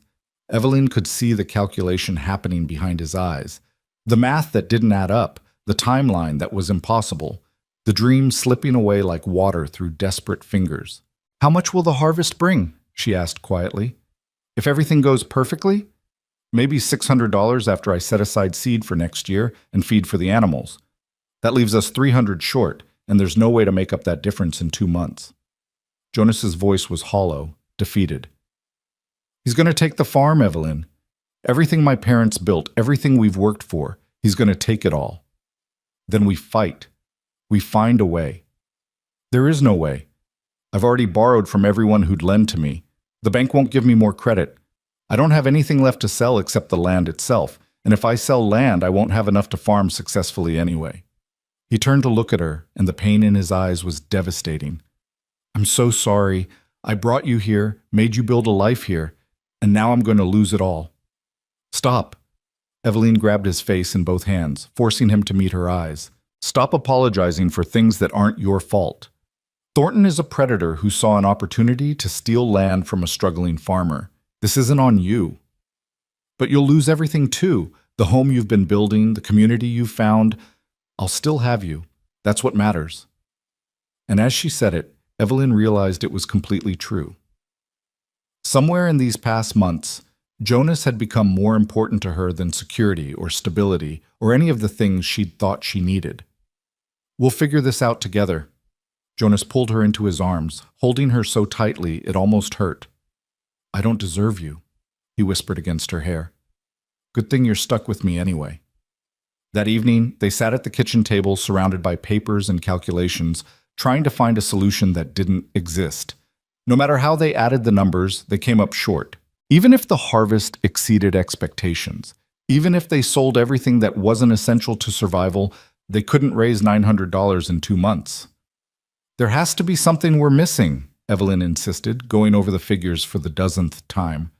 Some option we haven't considered. There isn't. I've been over this 100 times since Thornton left. Jonas rubbed his face wearily. We're trapped, and he knows it. A knock at the door interrupted them. Jonas opened it to find Tom and Martha Henley standing on the porch, along with Helen Morrison and her husband Charles. We heard, Martha said without preamble. News travels fast. Thornton stopped at Patterson's store in town, bragging about how he was going to own the Reed place by October. Come to gloat? Jonas asked bitterly. Come to help, you stubborn fool, Tom replied. You think you're the only one Thornton's tried to destroy? He's been buying up debts and foreclosing on farms for years, stealing land from people who can't fight back. We're tired of watching it happen. They filed into the small house, and Martha set a ledger book on the table. We took up a collection. Every family in the community who could spare anything contributed. It's not much, maybe $150 total, but it's something. Jonas stared at the ledger, his throat working. I can't accept this. You all need that money for your own families. And we'll all need neighbors when the next disaster hits, Charles Morrison said firmly. That's how community works, Jonas. We pool our resources, we help each other survive. You've helped plenty of us in the past. Now let us help you. It's still not enough, Evelyn said quietly, though her heart was full at this display of generosity. We'd still be $700 short. We know. That's why we came up with another idea. Martha looked between Jonas and Evelyn. What if we all bought shares in your harvest? You sell us a portion of your corn and wheat now at a guaranteed price, and we pay you in advance. It's a risk for us. If the harvest fails, we lose our money. But if it succeeds, we all benefit. Jonas shook his head slowly. That's insane. You'd be gambling your own security on my crops. No more than you gambled on Evelyn, Tom said, and that seems to have worked out well enough. We've already discussed it among ourselves, Helen added. We can raise another $400 this way. That gets you to $550. You'd only need $350 more. The number was still impossibly large, but it was smaller than before. For the first time since Thornton's visit, Evelyn felt a flicker of hope. Where would we get the rest? She asked. The room fell silent. No one had an answer. Finally, Jonas spoke. I could sell the cow and the chickens. That might bring in $50, maybe $60 if I'm lucky. You need the cow for milk, Martha protested, and the chickens for eggs. You can't survive winter without them. We can't survive winter without the farm, Jonas countered. But you're right, even with that, we'd still be nearly $300 short. Evelyn's mind raced, turning over possibilities, discarding them one by one. Then an idea struck her, so obvious she couldn't believe she hadn't thought of it immediately. My parents, she said, they owe me this. My father sold me to pay his debts. The least he can do is help save the life he forced me into. Jonas looked at her sharply. Evelyn, no. I won't have you begging your father for money after what he did to you. I'm not begging. I'm demanding what's owed. Evelyn stood, her jaw set with determination. He destroyed my future for his convenience. He can sacrifice some of his comfort for mine. If he's managed to rebuild any kind of life in Lawrence, he can contribute to saving ours. And if he refuses, then I'll know exactly what I'm worth to him, and I'll never waste another thought on him again. She turned to Martha. Can someone drive me to town tomorrow? I need to visit my parents. Martha nodded. Tom can take you, and I'm coming with you. Your father's going to answer for what he did, one way or another. After their neighbors left, full of promises to spread word of their plan and gather more support, Jonas and Evelyn stood alone in the quiet house. Jonas pulled her close, resting his chin on top of her head. You don't have to do this, he said quietly. I know seeing your parents will be painful. Pain is temporary. Losing this farm, losing what we've built here, that would be permanent. Evelyn pulled back to look at him. Besides, I'm stronger now than I was when they sent me away. They don't have power over me anymore. When did you become so fierce? When I married a poor farmer who taught me that survival isn't about comfort. It's about choosing what matters and fighting for it. She kissed him softly. You matter, Jonas Reed. This life we're building matters, and I'm not letting Thornton or my father or anyone else take it from us. The next morning, Tom Henley arrived with his wagon, and Martha climbed up beside him with grim determination on her face. Evelyn wore her green dress, the one Jonas had bought her with traded eggs, and carried herself with a confidence she'd learned from months of hard work and harder choices. The ride to Lawrence felt both endless and too short. Evelyn's stomach churned with anxiety and anger as familiar landmarks appeared. The church where she'd been married, the general store, the boarding house where her parents had sent her away to save themselves. Tom pulled the wagon to a stop outside the boarding house, and Evelyn took a deep breath before climbing down. We'll wait here, Martha said. But if you need us, you just call out. Evelyn nodded and walked to the door, her heart pounding. She knocked firmly, and after a moment her mother answered. Margaret Cross looked older than Evelyn remembered, more worn, but she was dressed well enough, better than she'd been wearing the day of the wedding. Evelyn? Her mother's hand flew to her chest. What are you doing here? Is something wrong? I need to speak with father. Is he here? He's... Yes, he's inside. But darling, you look so different. So... She trailed off, taking in Evelyn's sun-browned skin and work-roughened hands. I look like someone who works for a living. May I come in?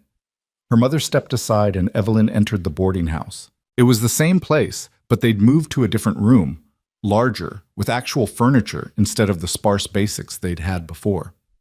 Someone had been spending money. Her father sat at a table playing cards by himself, and he looked up when Evelyn entered. His eyes widened in shock. Evie? What are you... How did you... I need to talk to you about money, Evelyn said, cutting straight to the point. Both of you, sit down. Something in her voice made them obey. Evelyn remained standing, looking down at her parents with a mixture of anger and bitter understanding. The man you sold me to, Jonas Reed, is about to lose his farm because of the debt he took on to pay for me, she began. Marcus Thornton bought up all Jonas's loans and is calling them in early, demanding $900 in 2 months, or he forecloses. We're trying to raise the money, and we're close, but we're still $300 short. Her father's face went pale. Evelyn, we don't have that kind of money. Don't lie to me, father. I can see you've improved your circumstances. This room costs more than the one you had before. Mother's wearing a new dress. You've clearly found some way to make money since you sold your daughter. That's not fair, her mother protested. We did what we had to do to survive, and now I'm doing what I have to do to survive. Evelyn leaned forward, her hands flat on the table. You owe me this. You took my future and sold it to the highest bidder.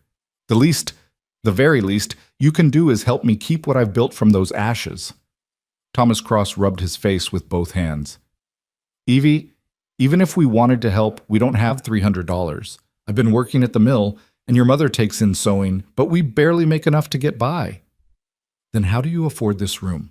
How do you afford Mother's new dress? Her parents exchanged a guilty look, and Evelyn's stomach sank with understanding. You won the money gambling, didn't you? She said flatly. You paid off one debt by selling me, and now you're gambling again. It's not like that. Then what is it like, Father? Tell me. Explain to me how you're living comfortably while I work myself to exhaustion every day just to keep food on the table. Explain why your comfort matters more than my survival. We didn't know it would be this hard for you, her mother said, tears starting to flow.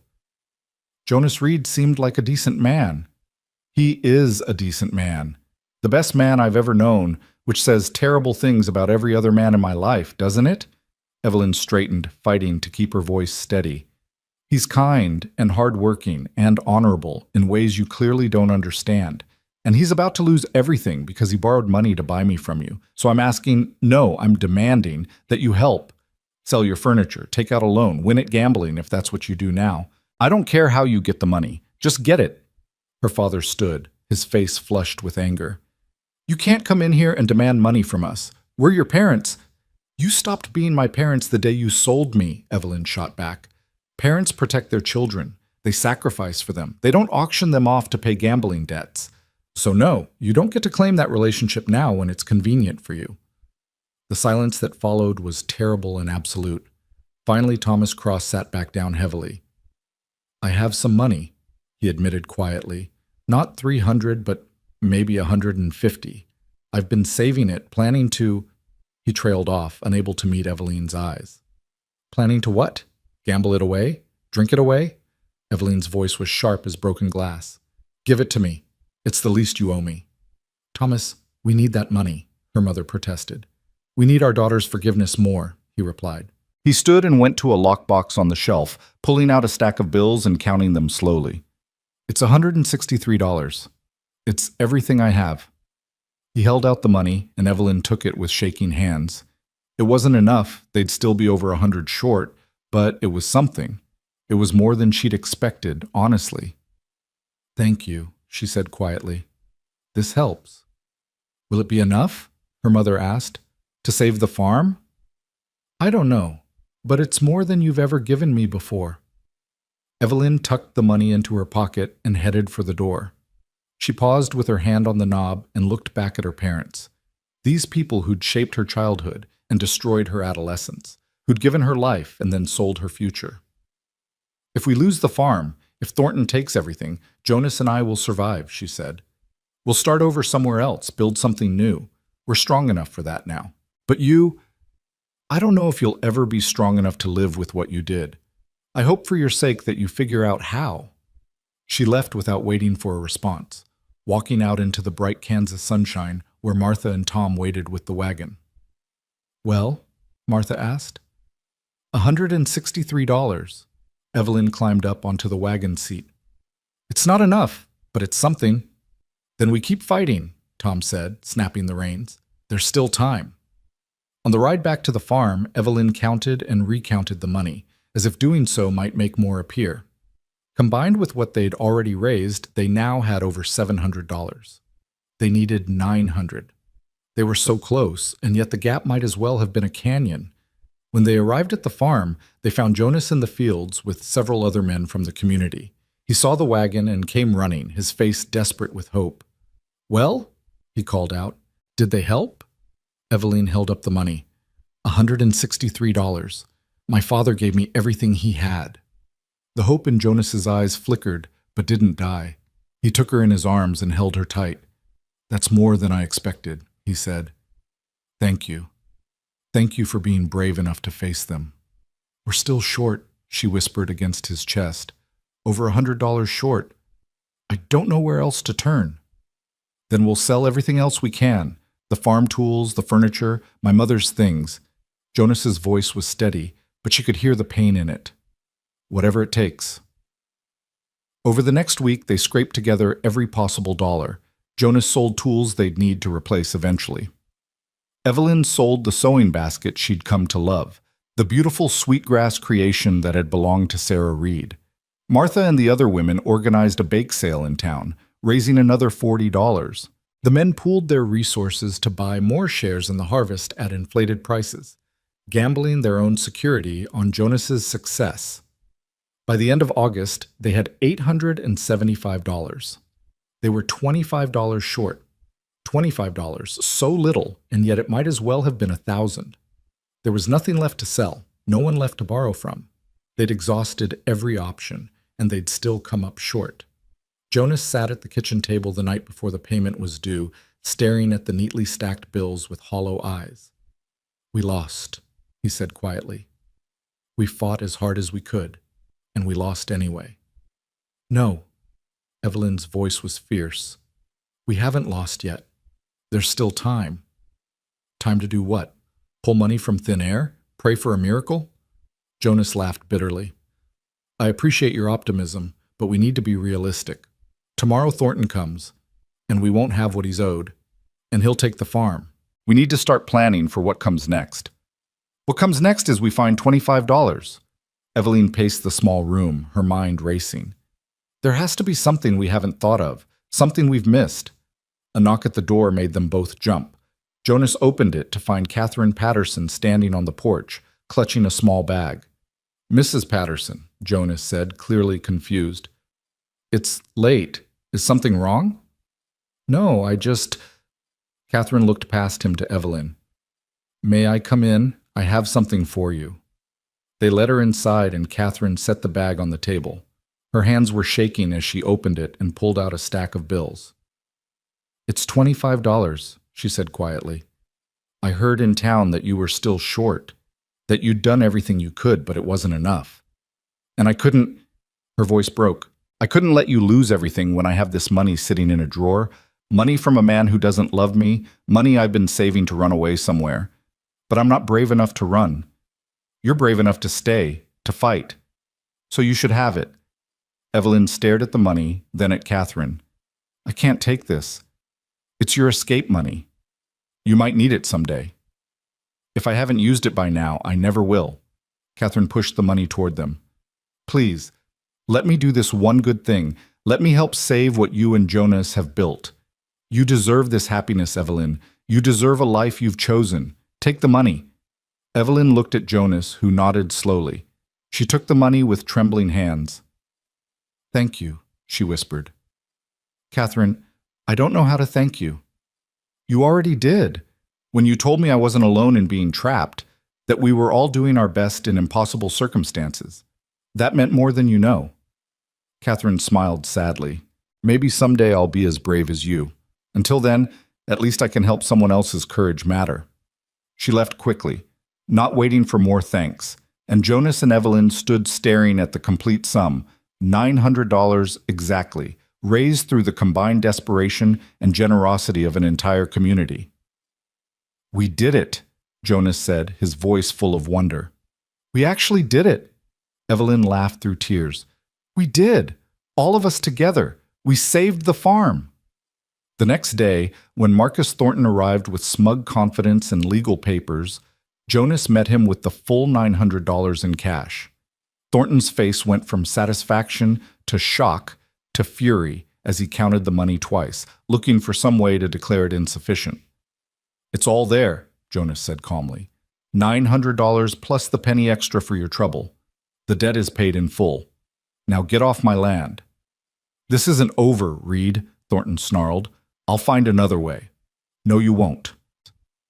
Tom Henley stepped forward from where he'd been standing with a group of other farmers. A dozen men who'd come to witness this moment and make sure Thornton honored the agreement. "You've been stealing land from struggling farmers for too long, Thornton. We're done letting it happen. You try this again with anyone in this community, and you'll find every door in the county closed to you. Your store will get no customers, your land will get no workers, and your reputation will be ruined. We take care of our own out here." Thornton looked around at the hard faces surrounding him and seemed to realize he was beaten. He pocketed the money and rode away without another word, his horse kicking up dust that settled slowly back to earth. The moment he was out of sight, a cheer went up from the assembled community. Jonas pulled Evelyn into his arms and kissed her thoroughly while their neighbors laughed and applauded. "We did it," he whispered against her lips. "We actually did it." "We did," Evelyn agreed, together. The harvest that year was the best Jonas's farm had seen in a decade. The corn came in tall and heavy with ears, the wheat golden and thick. Jonas and Evelyn worked side by side from dawn to dusk, bringing in the crops that would feed them through winter and repay their debts to the community. The work was backbreaking and endless, but they did it with grateful hearts and strong hands. True to their word, Jonas sold portions of the harvest to the neighbors who'd bought shares, paying them back with generous measure.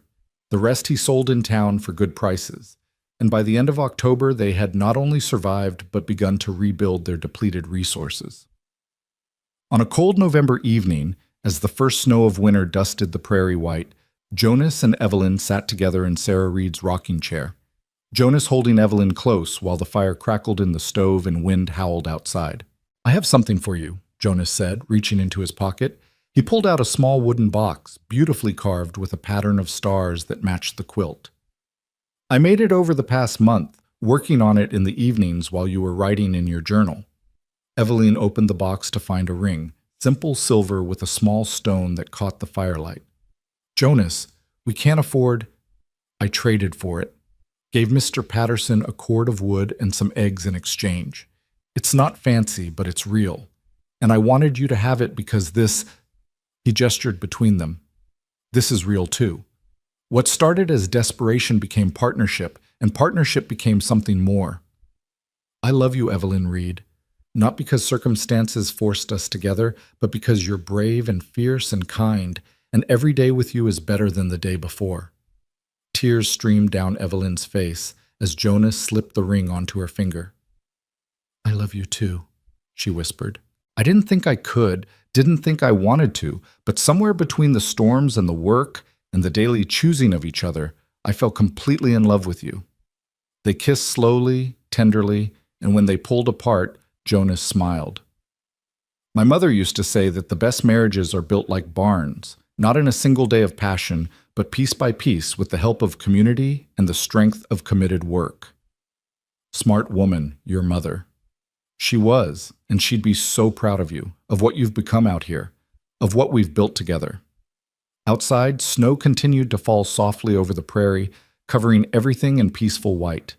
Inside their small house that had become a true home, Jonas and Evelyn held each other close and watched the fire burn, thinking about the future they'd fought so hard to keep. Spring came again, as it always does. and with it brought new life to the farm. Eveline planted Sarah Reed's garden with seeds saved from the previous year and new varieties traded for Martha. The chickens Jonas had been forced to sell were replaced with chicks that Eveline raised with patient care. The cow they'd lost was replaced by a younger heifer that Tom Henley sold them at cost, saying it was an investment in the community's future. On a warm April morning, Eveline woke feeling different, a subtle change in her body that she recognized instinctively. She said nothing to Jonas at first, waiting until she was certain, but when 2 more months passed and there was no doubt, she took his hand and placed it on her still flat stomach. "There's someone else here now," she said softly. "Someone we made together. A child who'll grow up knowing they were wanted and loved, not sold or bartered, but chosen every single day." Jonas's eyes filled with tears as he pulled her close. "A baby," he whispered. "We're going to have a baby. We are. Our family. Our future. Everything we fought for, made real." The baby came in December, a healthy boy with his father's gray eyes and his mother's determination. They named him Thomas, after Jonas's father, but also as a gesture of complicated forgiveness toward Eveline's father, not absolution for what he'd done, but acknowledgement that without his desperate choice, this life they'd built would never have existed. Thomas Cross and Margaret Cross came to see their grandson that first spring, arriving at the farm with tentative hope and carefully chosen words. The visit was awkward and strained, but when Eveline placed baby Thomas in her father's arms and saw him cry with genuine emotion, something hard inside her chest softened just slightly. "I don't forgive you," she told her father quietly, while Jonas took her mother to see the garden. "Not completely, maybe not ever. But I'm choosing not to let what you did poison the rest of my life. I have too much good here to waste time on bitterness." "I don't deserve your grace," Thomas whispered, looking down at his grandson. "But I'm grateful for it anyway. And I'm sorry, Evie, for everything. I know it doesn't change anything, but I'm so sorry." "I know." And she did. She could see in her father's haunted eyes that he carried the weight of what he'd done, that he'd never truly be free of it. That was burden enough without her adding to it. Years passed, marked by the changing seasons and the slow accumulation of small joys. The farm prospered under Jonas and Eveline's careful stewardship. They added another room to the house, then another, making space for the children who came, 3 in total, each one wanted and celebrated. The corn grew tall every summer. The garden produced abundantly, and the community they'd joined became family in the truest sense. Martha Henley became grandmother in spirit to the Reed children, teaching them the same wisdom she'd shared with Eveline years before. Tom helped Jonas expand the farm, buying additional acreage when a neighbor moved east and wanted to sell. The Morrison barn they'd helped raise hosted weddings and celebrations, including the one where young Thomas Reed married Helen Morrison's granddaughter in a ceremony that brought joy instead of desperation. And through it all, Jonas and Eveline chose each other daily, in the hard times and the good times, in moments of laughter and moments of tears, in the mundane work of living and the profound grace of love built slowly and deliberately. Their marriage had been born of necessity and desperation, but it became something neither had imagined possible, a partnership so deep and true that neither could remember a time when they hadn't been 2 halves of a single whole. On their 20th wedding anniversary, they stood together at the creek where Jonas had first brought her on that pivotal summer evening long ago. The cottonwoods were taller now, and they'd grown taller too. Not in height, but in wisdom, and strength, and understanding. "If you could go back," Jonas asked, "knowing what you know now, would you change anything?" Eveline thought about the girl she'd been, frightened and angry, standing at that altar beside a stranger, thinking her life was over. She thought about the years of hard work and harder choices, of storms weathered and harvests celebrated, of a community that had saved them when they couldn't save themselves. She thought about their children sleeping safely in the house they'd built together, about the life they'd created from broken pieces. "Not a single thing," she said. "Every hardship led us here. Every struggle made us stronger. I wouldn't trade this life for any other, not even the one I thought I wanted back then." Jonas kissed her softly, the way he had on their wedding night when he'd promised her safety instead of demanding intimacy. "I'm the luckiest man alive," he murmured, "to have been given you as a gift and to have earned you as a choice." "We earned each other," Eveline corrected. That's what makes this real, not the circumstances that brought us together, but the daily decision to stay together. Not the desperation that married us, but the love that keeps us married. As the sun set over the prairie, painting the sky in shades of gold and rose, Jonas and Evelyn Reed walked home hand in hand. Two people who'd been strangers forced together by desperation, who'd become partners through necessity, and who'd become soulmates through the thousand small choices that make up a life well lived. Behind them, the creek sang its endless song. Before them, their house glowed warm with lamplight and the sounds of their children's laughter. Around them, the prairie stretched infinite and unchanging, witness to their unlikely love story, a story that began with a transaction but became something far more precious. A story that proved love isn't always lightning strikes and grand gestures. Sometimes it's patience and daily kindness. Sometimes it's choosing someone when you don't have to, when circumstances no longer force the choice. Sometimes the greatest love stories are the ones built piece by piece, day by day, with calloused hands and grateful hearts. And sometimes the poorest farmer has more to offer than the richest man, not in gold or comfort or easy promises, but in the things that truly matter: honor, partnership, and the courage to build something beautiful from broken beginnings. That night, as Jonas and Evelyn lay tangled together in the bed that had once felt too small to share, they fell asleep holding hands, just as they had on that first tentative night when they were still learning to trust each other. 20 years later, the gesture meant something different, but just as profound. They were choosing each other, still, always, forever. And that made all the difference.